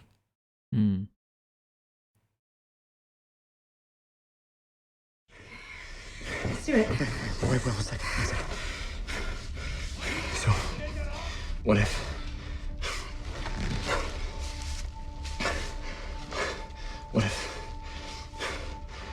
from now on, if we make it, wherever you run, I run with you. You're not serious. I've never been more serious. Elektra, this is a part of me that I need. And you're the only one who gets it. Without this, I'm not alive. I'm not really. And I know that now, thanks to you. I don't know what we are together. And if we have any chance in the future, I don't. But I do know that I'm free with you. Like with no one else. You hide from yourself. You don't let anyone in. You. I let you in. Think about it. What if this isn't the end? What if it's just the beginning? The other thing that happens, Pat, is as they stand up to go to open the door, they play like a Nolan-esque sort of build-up music. And I've written down, holy shit, that's Nolan music for sure. This show rules. Yeah. It's like that Dark Knight build-up, the Dark Knight theme. Like, it's basically that. It's great. Even the next shot is like a helicopter shot of a rooftop, like a huge long shot. Yeah. While the music plays, it's great. Yeah. If you ever just wanted to be like, how do you do a scene from the Dark Knight? This is how you do it. Then we get one thing I am annoyed by, and I say this with a grain of salt, is we get our boss fight, but we don't get the final conversation. Like, he just says, you get one line from Nobu where he says, "No one escapes destiny. You belong to us, and you belong in the ground." Obviously, you being Elektra, and the second you being Matt. But we don't get a final kind of exchange between them in the same way that I would have wanted. I mean, if you think about, we've already had the kind of some of the maneuvers around like the man in the room. We've already had some of that in the previous episode when they're in the kind of basement and Nobu reveals that she's the Blacksky. We get a little bit of that, but we don't actually get our final man in the room sequence where Nobu's like, "Hey, this is my worldview and this is why I'm right." And then Matt and Elektra being like, "No, fuck you."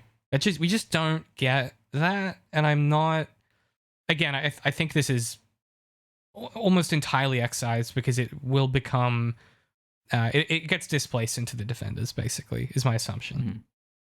But it's a shame. No, you're totally right. I felt like there was something missing, and that's probably why I'm so mild on Nobu throughout all the rest of season 1 and 2. It's because there's no ending speech to make you recontextualize anything he does in like those earlier episodes that are interesting. Especially for such an interesting character. Yeah. I want him to be standing there and going like, I was there when they, invented the coal engine. I've seen, the face of history, as time on water, and you think you have a comprehension of time and reality, but you don't understand anything. Like that's the Nobu speech that I want here, because then when they defeat him and he gets what he wants anyway and Stick kills him, it puts it like the contrast between those two things creates that really tangible sense of like, wow, like he believed in something and he was wrong in his belief, and he was punished by the good guys for that. But yeah, he just yells two things and then they fight. Could have been like, I was the person driving the truck that day carrying those chemicals. Oh, Could you imagine? Could you imagine? That would be so bad. I was the pedestrian you pushed out of the way. Yeah. Jesus. Anyway, that if I was going to rewrite this episode, that's definitely a change I would have made. And I would have punched that up that would have been like I would have put a lot of effort into making that snap, making it feel lofty. And because what you want, I think, in this moment is for him to bring the loft and the mystic weight and like the kind of archaic expressionism that comes along with the fact that like they are an ancient order of ninjas that are draining children of blood to build a machine to bring people back to life through some kind of arcana. And the best he can do is you belong in the ground. Like it loses it. I don't know. I think in trying to balance the realism pacing and the comic booky fantasy stuff, I think it just misses that trick. Yeah. All in all, yeah, it just ends up not being a very interesting character, which is kind of a shame. I think it's notable. I think the only reason that it stands out to me is there aren't any other uninteresting characters in this show for the most part. Right, yeah. And that's why it feels like you go, oh, okay. Yeah. Or maybe, I mean, he's pretty interesting in season 1. I guess maybe when they bring him back here, he is purely a function of plot rather than a character. This is sort of how I would describe it. Okay, well, I mean, we then get, obviously, the big-time fight, the big-time boss fight. Matt's new club is cool. He uses it like a nunchuck at a certain point, which is sick. They, in the first little go-rounds, Matt and Elektra pace Nobu pretty tidily. Like, they sort of immediately overwhelm him. And then Nobu beats Matt up so hard he punches his fucking helmet off. That bit was cool. It's sick. What a cool piece of choreography. He, like, punches him so hard that he flips through the air and his helmet falls. It's great. Yeah. Then he's about to kill Matt, and he's got the...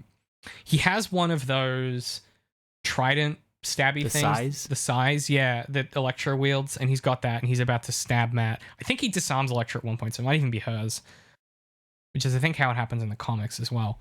And he's standing there, and he's about to kill Matt, and in the scuffle, she kind of she maneuvers it such that she gets stabbed instead.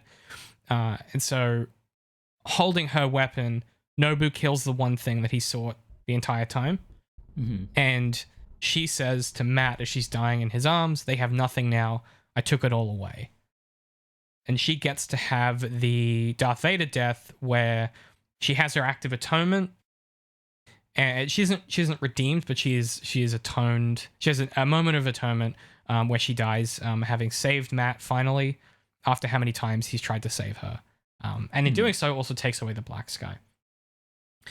She also says, which I thought was like such a good line, she says, "Does it always hurt this much?" And he says, "Yeah, pretty much." Well, she says, "I now know what it feels to be good. Does it always hurt this much?" And then Matt goes, yeah, it always hurts that much. Just so good. It's such a so beautiful, like, clean cap to, her whole arc, basically. And every conflict between Matt and Elektra has been about, whether Elektra can be good and Matt wanting her to be good, and thereby Elektra also wanting to be good. And just like, yeah, it just fulfills her arc so nice and neatly. And yeah, it's beautiful. I love it. It is It's a beautiful ending, except it's not. Except it's not. Except next time on Daredevil. What it seems to me is, exactly what you just said. It wraps up her arc so nicely. It doesn't position. She isn't redeemed by this act, but she does have a moment of atonement, and I think that's where the show is really strong. Is the thing she did was still bad, and like she still killed people, but she's not fundamentally evil in the moral universe of this story because she is capable of good.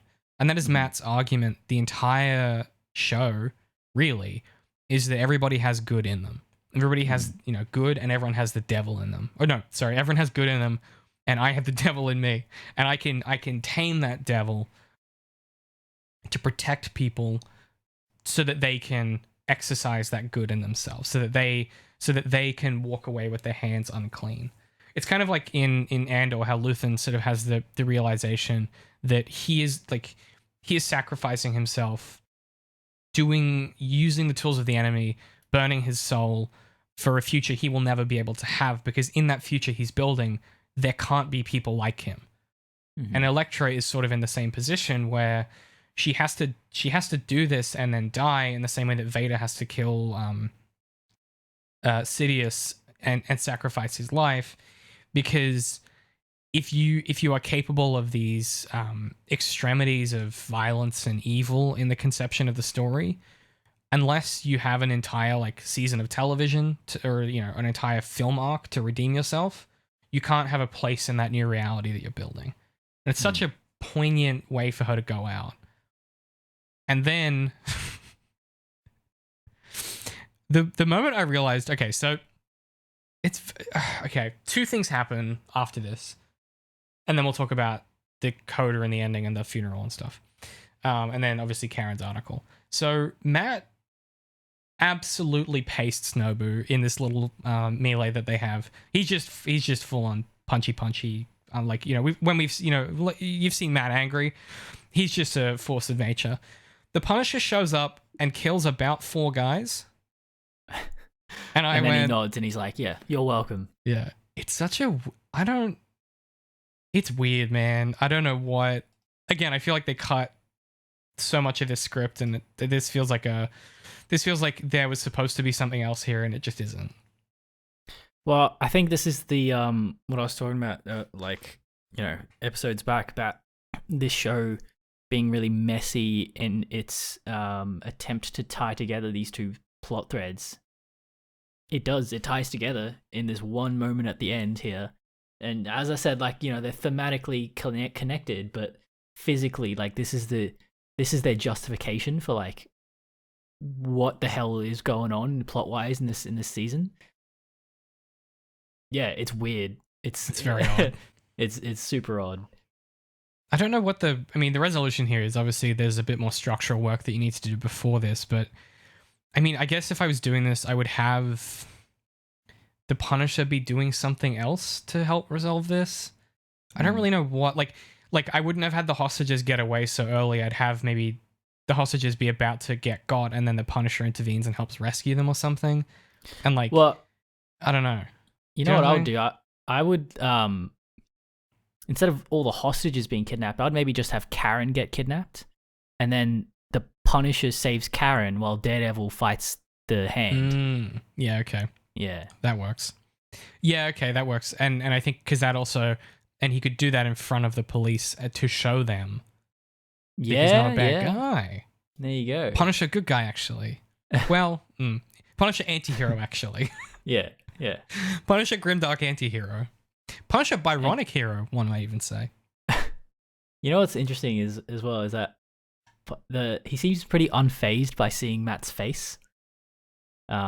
Which maybe we've said this before. We think he must know. He must have. Yeah, known. yeah, exactly. Like maybe he probably did know that Matt was Daredevil this whole time, which is kind of cool. Like it kind of, and I'm reminded of that scene, the first time he hears Matt's voice as a lawyer, and it's a close up on his face, and then his eyes like pop open as if he recognizes the voice. And you know what?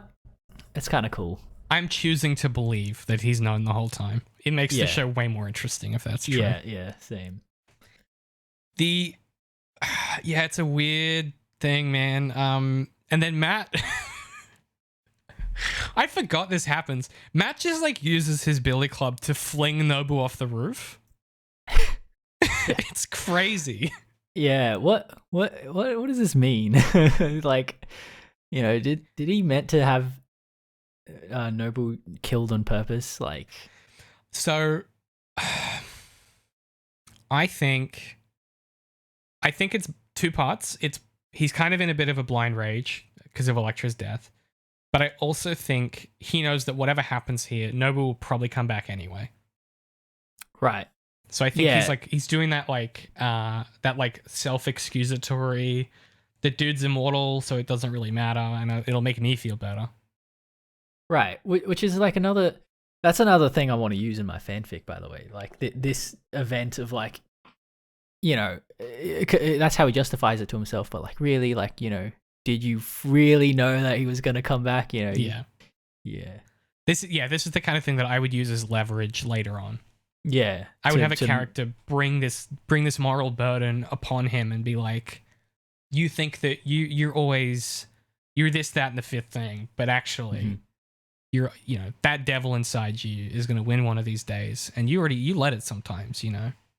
That's your soul's exactly already how damned. it's going to go down. Yeah. And you bet that character is going to be Jessica Jones. Oh, hell yeah. Yeah. Hell yeah.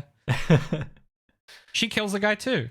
Exactly. That's that. So she's like the perfect person to sort of like to have this conversation with Matt. Yeah. But she seems to understand something that he doesn't about the nature of these acts, which is even if you're in a position where it's the only option. So Matt has an option here. He doesn't have to kill Nobu. He does it for himself. Mm-hmm. When Jessica Jones does I think she kills 2 people in the run of her show. Obviously, the first time it's like, this creature cannot be allowed to live. He is a danger to the fabric of reality. He cannot be allowed to sustain. This is an uncontrollable parasite on the world, and so she sacrifices her soul or a part of her soul to rid the world of this like net evil. Whereas Matt is kind of he does it out of rage and frustration and grief and trauma and anger. And it's like those aren't equivalent in that, especially in Matt's moral kind of universe, especially with the Catholicism at this point in the story. And in some ways, I think this is him crossing a threshold with that belief, because that becomes a problem later, right? This might be the moment when he internally stops believing, even though he pretends a bit for a while, and then, you know, comes to a different place about it after the Defenders. I mean, from what I remember, I feel like this isn't really brought up again, which kind of irks me. They do some quips. They do some quips in the Defenders, but about him being Catholic, but they never talk about Nobu. Yeah. So that's why it kind of bothers me, like this scene, because it kind of seems a bit. It's not taken very seriously, I feel like, by the writers. Maybe, I don't know. Yeah. That's exactly. Or it's not taken seriously because it's a setup for Stick to behead him, right? Yeah. That's what this is doing functionally in the story. And then obviously, you know, they probably had like one conversation about the implications. It's like, well, you know, did he kill someone? And someone else went, well, no, he was, you know, he just gets up again. He's immortal. And then that was the end of the conversation. Probably. Yes. I would imagine so. Yeah. Again, this is where my issue is with the intervention the Defenders performs. This is a thing that would have been perfectly placed in conversation with season 3. Season 3 is so much about this question of like, will he cross that line? Will he cross that line? And what does it mean to cross a line? And like, in order to do the right thing. You know, I think one of the greatest realizations for the social conscience, I guess, in the early 2000s was that, you know, when you look at some of the things that were happening in the world, you know, there was this question of like, if you have to do bad things to gain a position in order to do good things, then it's not a good position to have. Mm-hmm. It is a fundamentally bad position. And I think this is one of those moments where I probably would have layered this on top of season 3 and had it drive that even harder, had it fuel that machine even further, and have Matt, you know, feel a type of way about this that we don't agree with. Yeah, he deserved it. What? The cat? No, I don't believe in God anymore. You know, Elektra's gone. All his shit went down. He deserved to die. I didn't do anything wrong. Mm-hmm. That's where I would take this to a pretty dark place if I was writing that season. And I would probably couple that with, like we've kind of alluded to before, some kind of substance or other issue.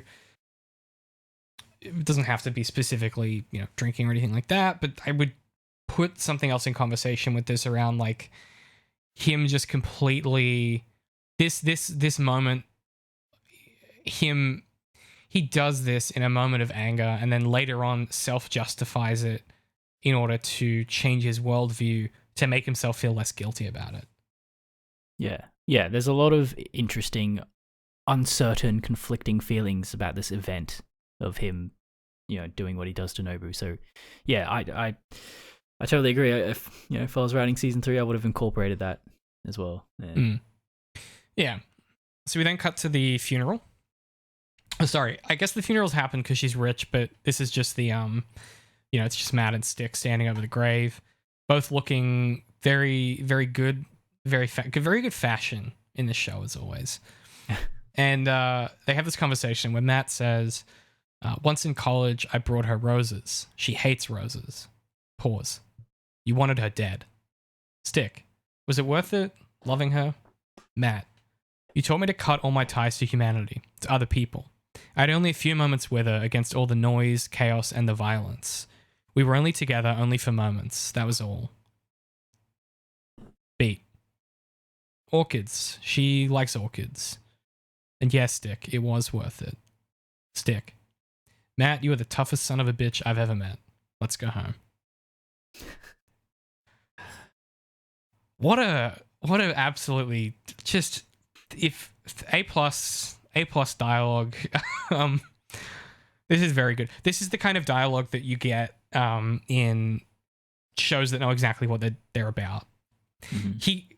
He goes, once in college I brought her roses. She hates roses. And then he pauses and he goes, you wanted her dead. It's such a... There is a real art in dialogue of having people talk about things without talking about them. He's talking about the roses and he's like, she hates roses.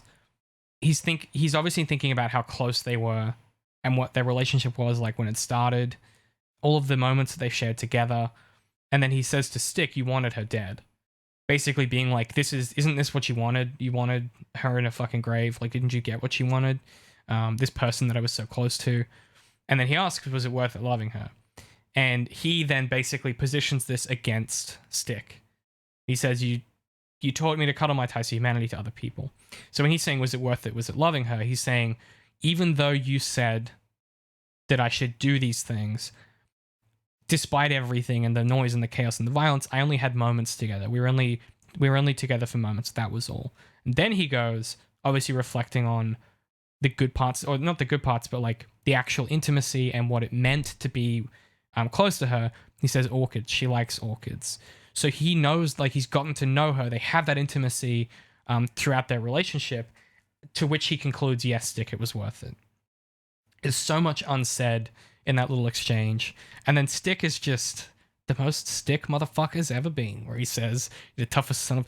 It's in like his like gruff American cowboy voice as well, where he's like, Matt, you're the toughest son of a bitch I ever met. Like, it's such a... Yeah, it's great. Yeah, it's I think this is further kind of thematic setup for season 3, because it's, you know, it's about his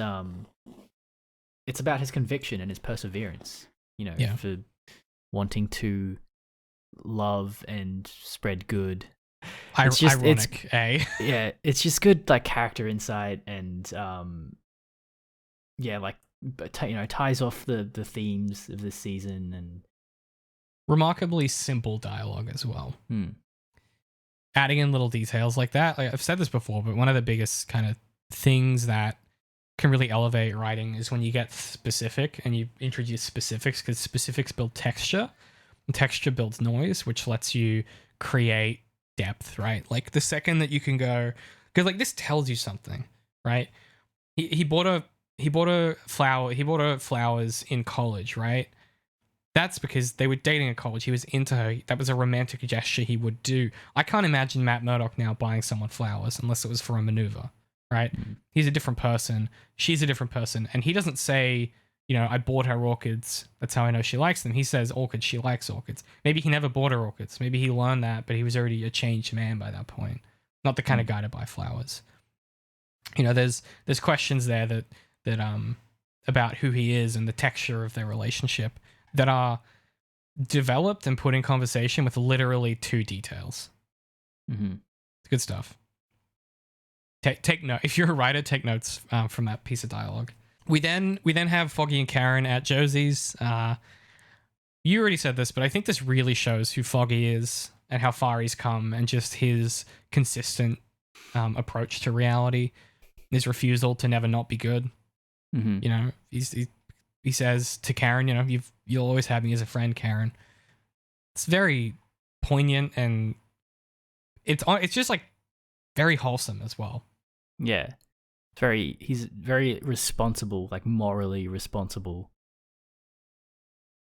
In almost, I don't know, I said this I think in episode 0, but like, Matt and Foggy sort of, their moral responsibility are like 2 halves.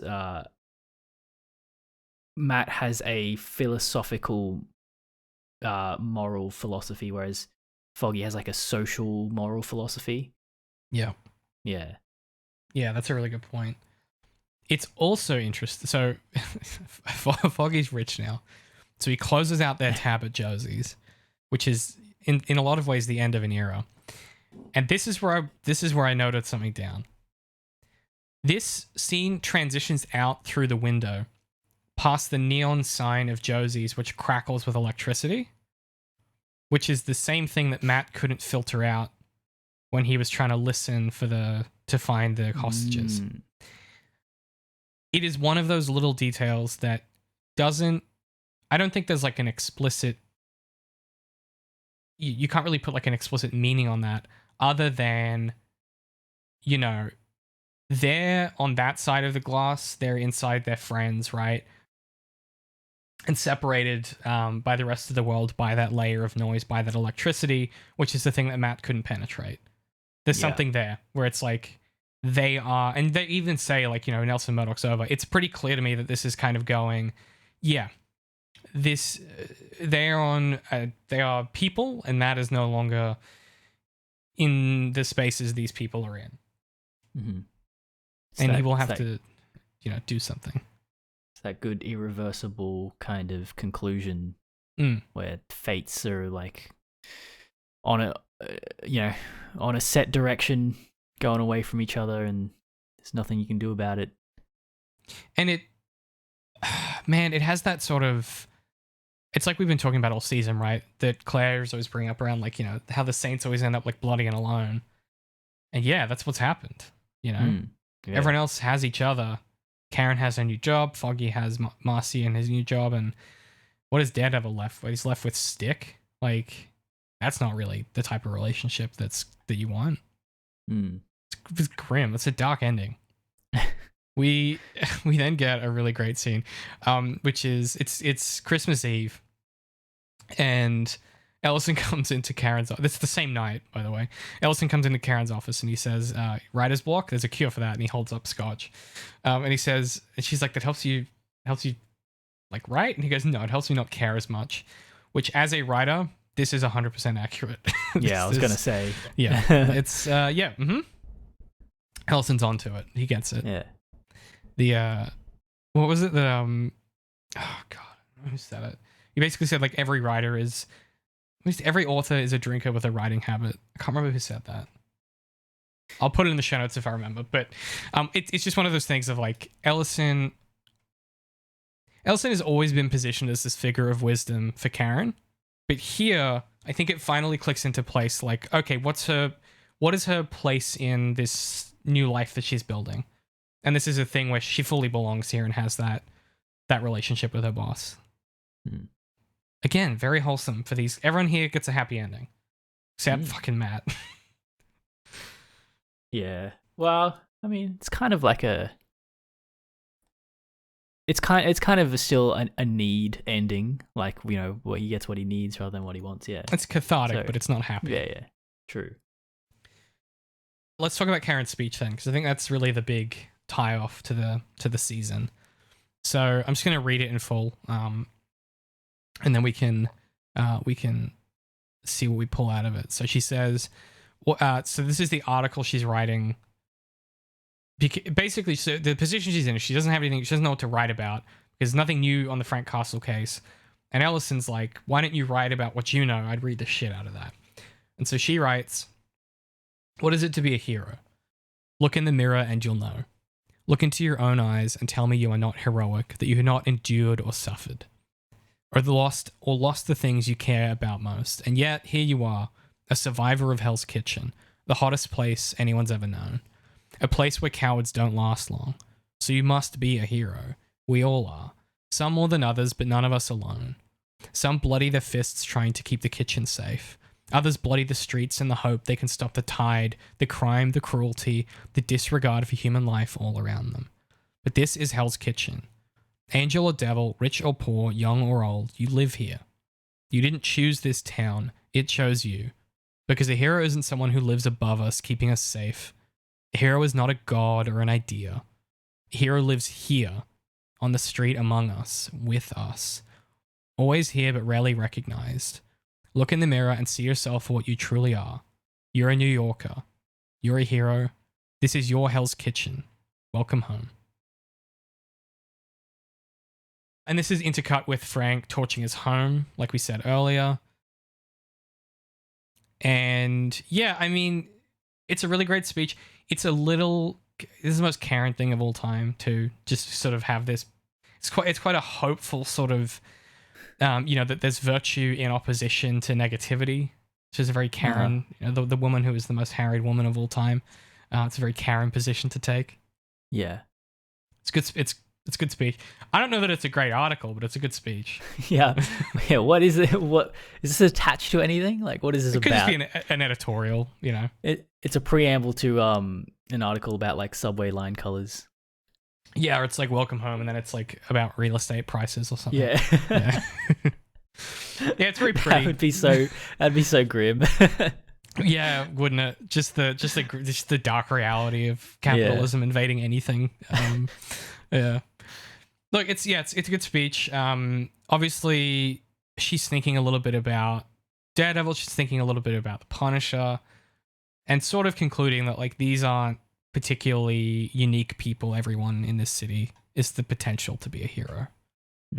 I think that's what she means when she's saying to Foggy, the death of heroes in New York when Daredevil's up on the roof, because she realizes that if he dies, that proves that this isn't true. Right. Yeah. Just more to do with like perseverance and human spirit, and this kind of, I feel like this could just as well fit into the ending of like Jessica Jones or something like that, witnessing on a very grounded pedestrian level, just like the uncomfortable complexity of people's struggles and their lives and stuff like that, and being heroic in the context of persevering in your day-to-day life has that kind of vibe for me. Yeah, that like the willingness to struggle, to keep going, is the thing that is like virtuous and heroic. Yeah. Not necessarily, And I like this idea that, you know, you're a survivor of Hell's Kitchen, the hottest place anyone's ever known. This idea that like this is a crucible of all of the pressures that could exist as a person living in a city. This is like this is the place where it is compressed and compacted by, you know, the skyscrapers and the humidity and the crime, and like all of this stuff is pressure on the system. And if you can survive here, you can kind of survive anywhere. Mm-hmm. It's a really it has a keen understanding of, yeah, exactly what you're saying. This question of like, what is heroics if not the willingness to, you know, get up and go and do that shift when the last thing you want to do is go to work, or, you know, staying up that extra 2 hours to help your kid with their assignment or whatever, or, you know, helping other people just because it's the right thing to do. Like there's sort of for a show that's as dark as Daredevil, there is this unquenchable sort of belief in people that Karen and Matt share that is kind of titrated into this speech quite neatly. Mm-hmm. Again, who knows what the article's about, but it's a very pretty way to summarize what the season's been about. Yeah, it's a bit saccharine, but you know, Hey. it's all right. It's fucking 13 episodes, Pat. They earn saccharine, I think. Yeah, it's not the kind of thing I would write, but I like it. We then get the bit before the coda. And this is where I started to get like, oh yeah, I forgot this didn't wrap up properly. So at Nelson Murdoch, Karen and Matt, you know, Matt asks Karen to meet him, and he shows her the Daredevil mask, and we fade to the coda instead of work out what that means. And this is where I went, I kind of went, I don't know that hang on, we kind of needed that conversation to happen. Yeah. Why are we right. cutting?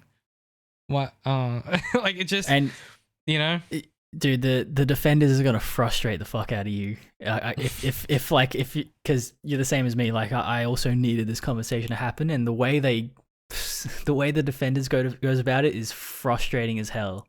I don't remember. I'm glad that I yeah. don't remember, because I'm sure that that knowledge would poison me. You're gonna hate it, and it's gonna be interesting. Yeah. Well, I mean, look, here's the thing. It just, for a show that is so insistent on doing the thing, when it's asked to do the thing, and it's like, this will be a difficult thing to write, and it's going to be complicated, the show is always like, yep, let's do it. This is one of those moments, and they just don't.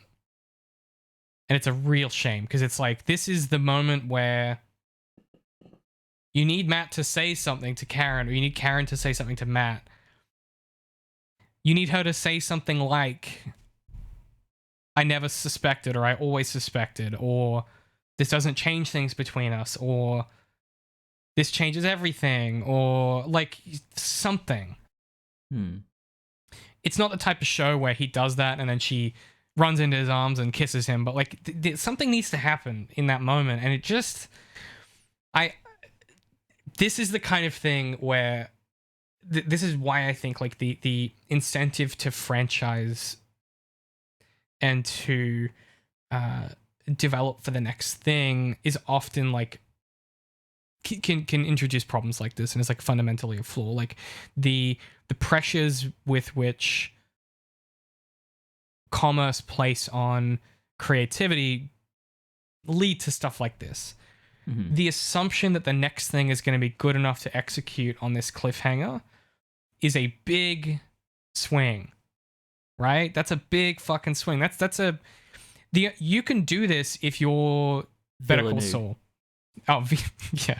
You can do this if you're Villeneuve, if you're writing Better Call Saul, if you're breaking. You can do these swings because you know that you can follow through. You can't do these swings if you're not the one running that show, right?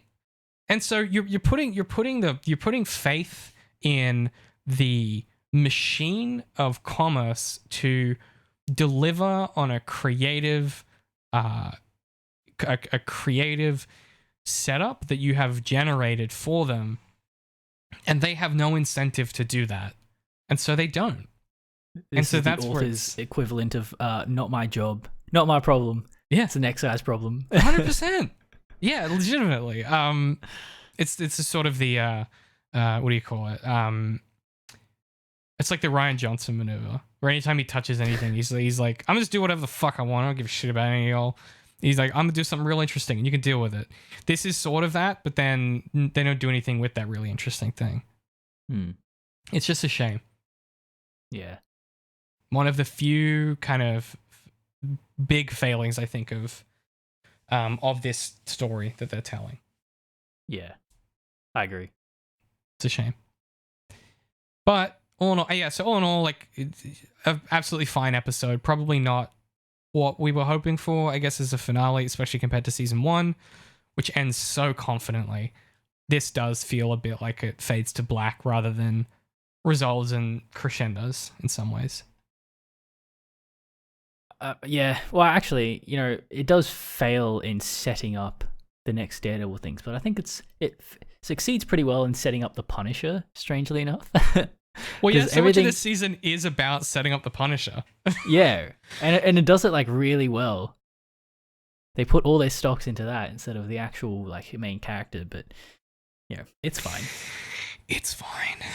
Look, we'll see what happens, I guess. Yeah, good stuff. Could have been better. Worried about the Defenders.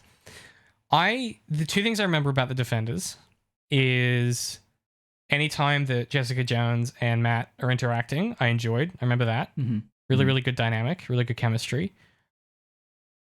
And that they don't know what to do with Danny Rand. Like, they have no idea what to do with the Iron Fist. That's the only other thing I remember. The main thing I remember is that how awful the, like, Sigourney Weaver is in that show. Like, I love Sigourney Weaver, but, like, they just get her to do nothing, and the hand does nothing, and it's like it really is just the most kid playing with action figures kind of show. It's kind of there's no grown up in the room, basically. Yeah, it feels like fanfic in some ways. Like, yeah. It has that sort of, we're putting all the action figures together, but I actually don't know how stories work, and so I'm just kind of indulging in the worst impulses that end up being quite boring. There's something to be said about this like, I've talked about this relentlessly about fanfiction, like, over the last 10 years or whatever, that I've been doing stuff that's thinking about storytelling. But one of the biggest kind of things that people miss about this, especially when it comes to genre fiction like this, where you're working with established characters in an established universe in a genre space that is quite pulpy, it is much harder to put those things in conversation with each other in ways that don't feel fanfiction-y, because they already have those elements that can feel cheesy or saccharine or, like, clicky. And I think when it's not specifically genre stuff, so, like, if it's more like drama stuff or pure thriller stuff, it can be easier to maneuver into those places and make them feel more kind of what would you call it? Like, I guess less boring and cheesy and, like, oh, of course that would happen. It's a comic book story where all the guys get together and they do a big fight. These moves can feel far more obvious and predictable, I guess, is maybe what I'm trying to say. Which means you have to do more work to make it work, right? Right. If you want, I don't. Does that make sense? I'm not sure if I'm getting my point across exactly. I think so. I think, like, and also, like, pulpy comic book stuff comes with the baggage of, strange, kind of odd expectations about, like, stories and, whether that be, like, the creators behind it or, like, the commerce behind it being like, you got to hit these notes, you got to have, a battle every episode, you got to have these characters and have these details from the comics, and, like, that's true. Yeah. I guess in opposition to, like, a villain approach, right? Which is, I'm going to use the source material to do a thing I'm interested in doing that is not interested in ticking boxes. Yeah. Yeah, like, you know, good art is all about, like, thinking about, like, what is the effect versus, like, the other approach, which is, I don't know, to some extent, like, how, you know, how can we make money off this? And to do that is normally, like, well, bring up some graphs and some charts about what's worked in the past and, like, you know, just try and copy that exactly and just slap a new coat of paint on something that's, like, was kind of successful in the past. Yeah, it's this idea that you're writing a story or telling a story for an audience instead of telling a story because you have a story to tell. And I have never in my entire life sat down and gone, oh, if I write it this way, it'll appeal to this type of audience. Or the kind of weird gray area is, like, if you're writing a series, you are honoring and trying to work in conversation with the previous stuff you've put in that series. But that isn't because you know that it'll make the audience like the fact that that character came back. It's like, no, because that'll have a particular effect on the story, or I want to put these characters in drama with each other or whatever. Or I want to put these characters in conversation with each other because look at how much they've both changed since they were on screen together. Not because if I put them in this story, we can sell a new action figure with a new costume, right? Those are very different impulses. And the Defenders feels like a project partly fueled or almost entirely fueled by, that kind of exactly what you said, which is let's do focus testing and work out what will make the most amount of people happy. And this is part of, like, why you need writers to have leverage and power in these processes and have those baked into the structures of the contracts they have with the people that are employing them, because it helps them force people to tell good stories, because you're already seeing this in the media landscape, you know, has for the last 5 or 6 years. But they're incentivized to not try and make things good. They just make stuff because they're trying to find ways to make the most amount of money. There's no incentive to make it good in their eyes, with the exception of certain parts of production houses or certain directors. But those aren't the systems working properly. Those are people finding exceptions to the systems instead of changing the systems to bring the power to the people that want to make the good art that the commerce benefits from, not the other way around. It shouldn't be that your art is made for commerce. It should obviously be of a benefit that it can make money. I think that's obviously where the issue of reality versus what every artist would like to do, that's kind of where that comes into it. It's like, you still got to pay rent at the end of the day.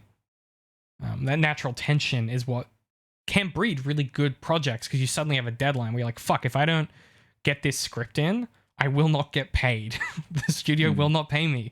And that pressure can create really interesting results as well. So it is all part of a natural tension. But if one thing is too powerful in one direction and you lose that tension, there's no incentive to make it interesting. And there's no pressure to make it interesting. Yeah. Well said. Yeah. Which makes, listen, I'm worried about the Defenders. That's why I'm saying that.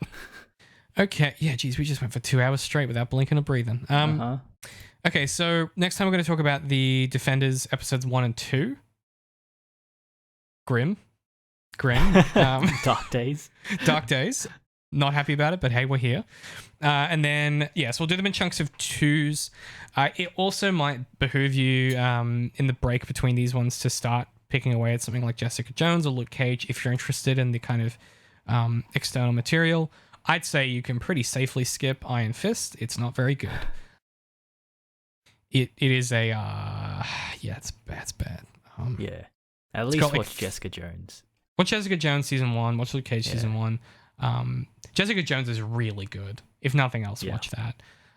But yeah, we'll do the Defenders, and then after that, we will be doing season 3, and then Pat's spec script, and then everything else is kind of up in the air after that. Just kind of depends on when things start coming out again. But eventually She-Hulk, and eventually Daredevil Born Again. But we'll take it as it comes there. But for now, that'll do it. Pat, where can people find you on the internet?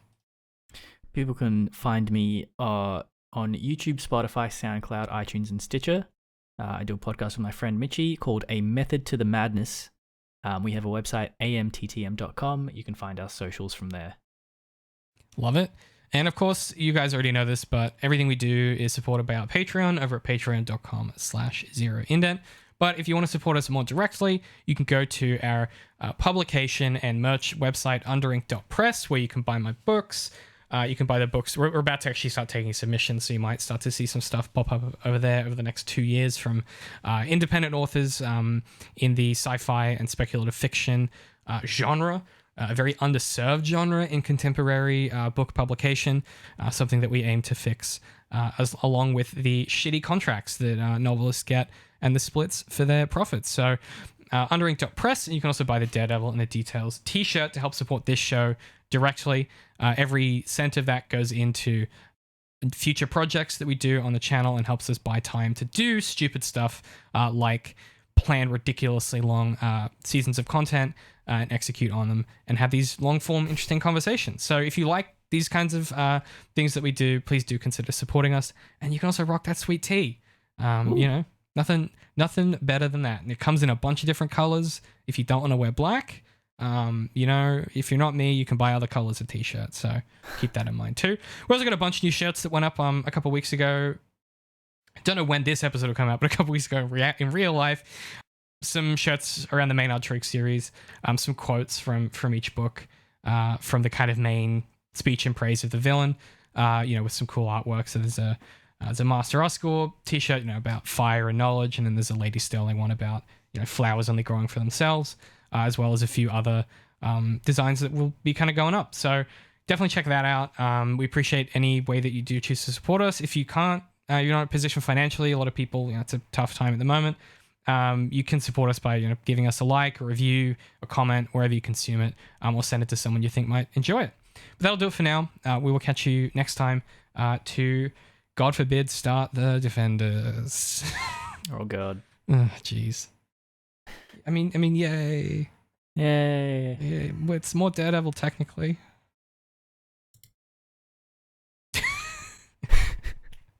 That's not going to show up on the recording, is it? No.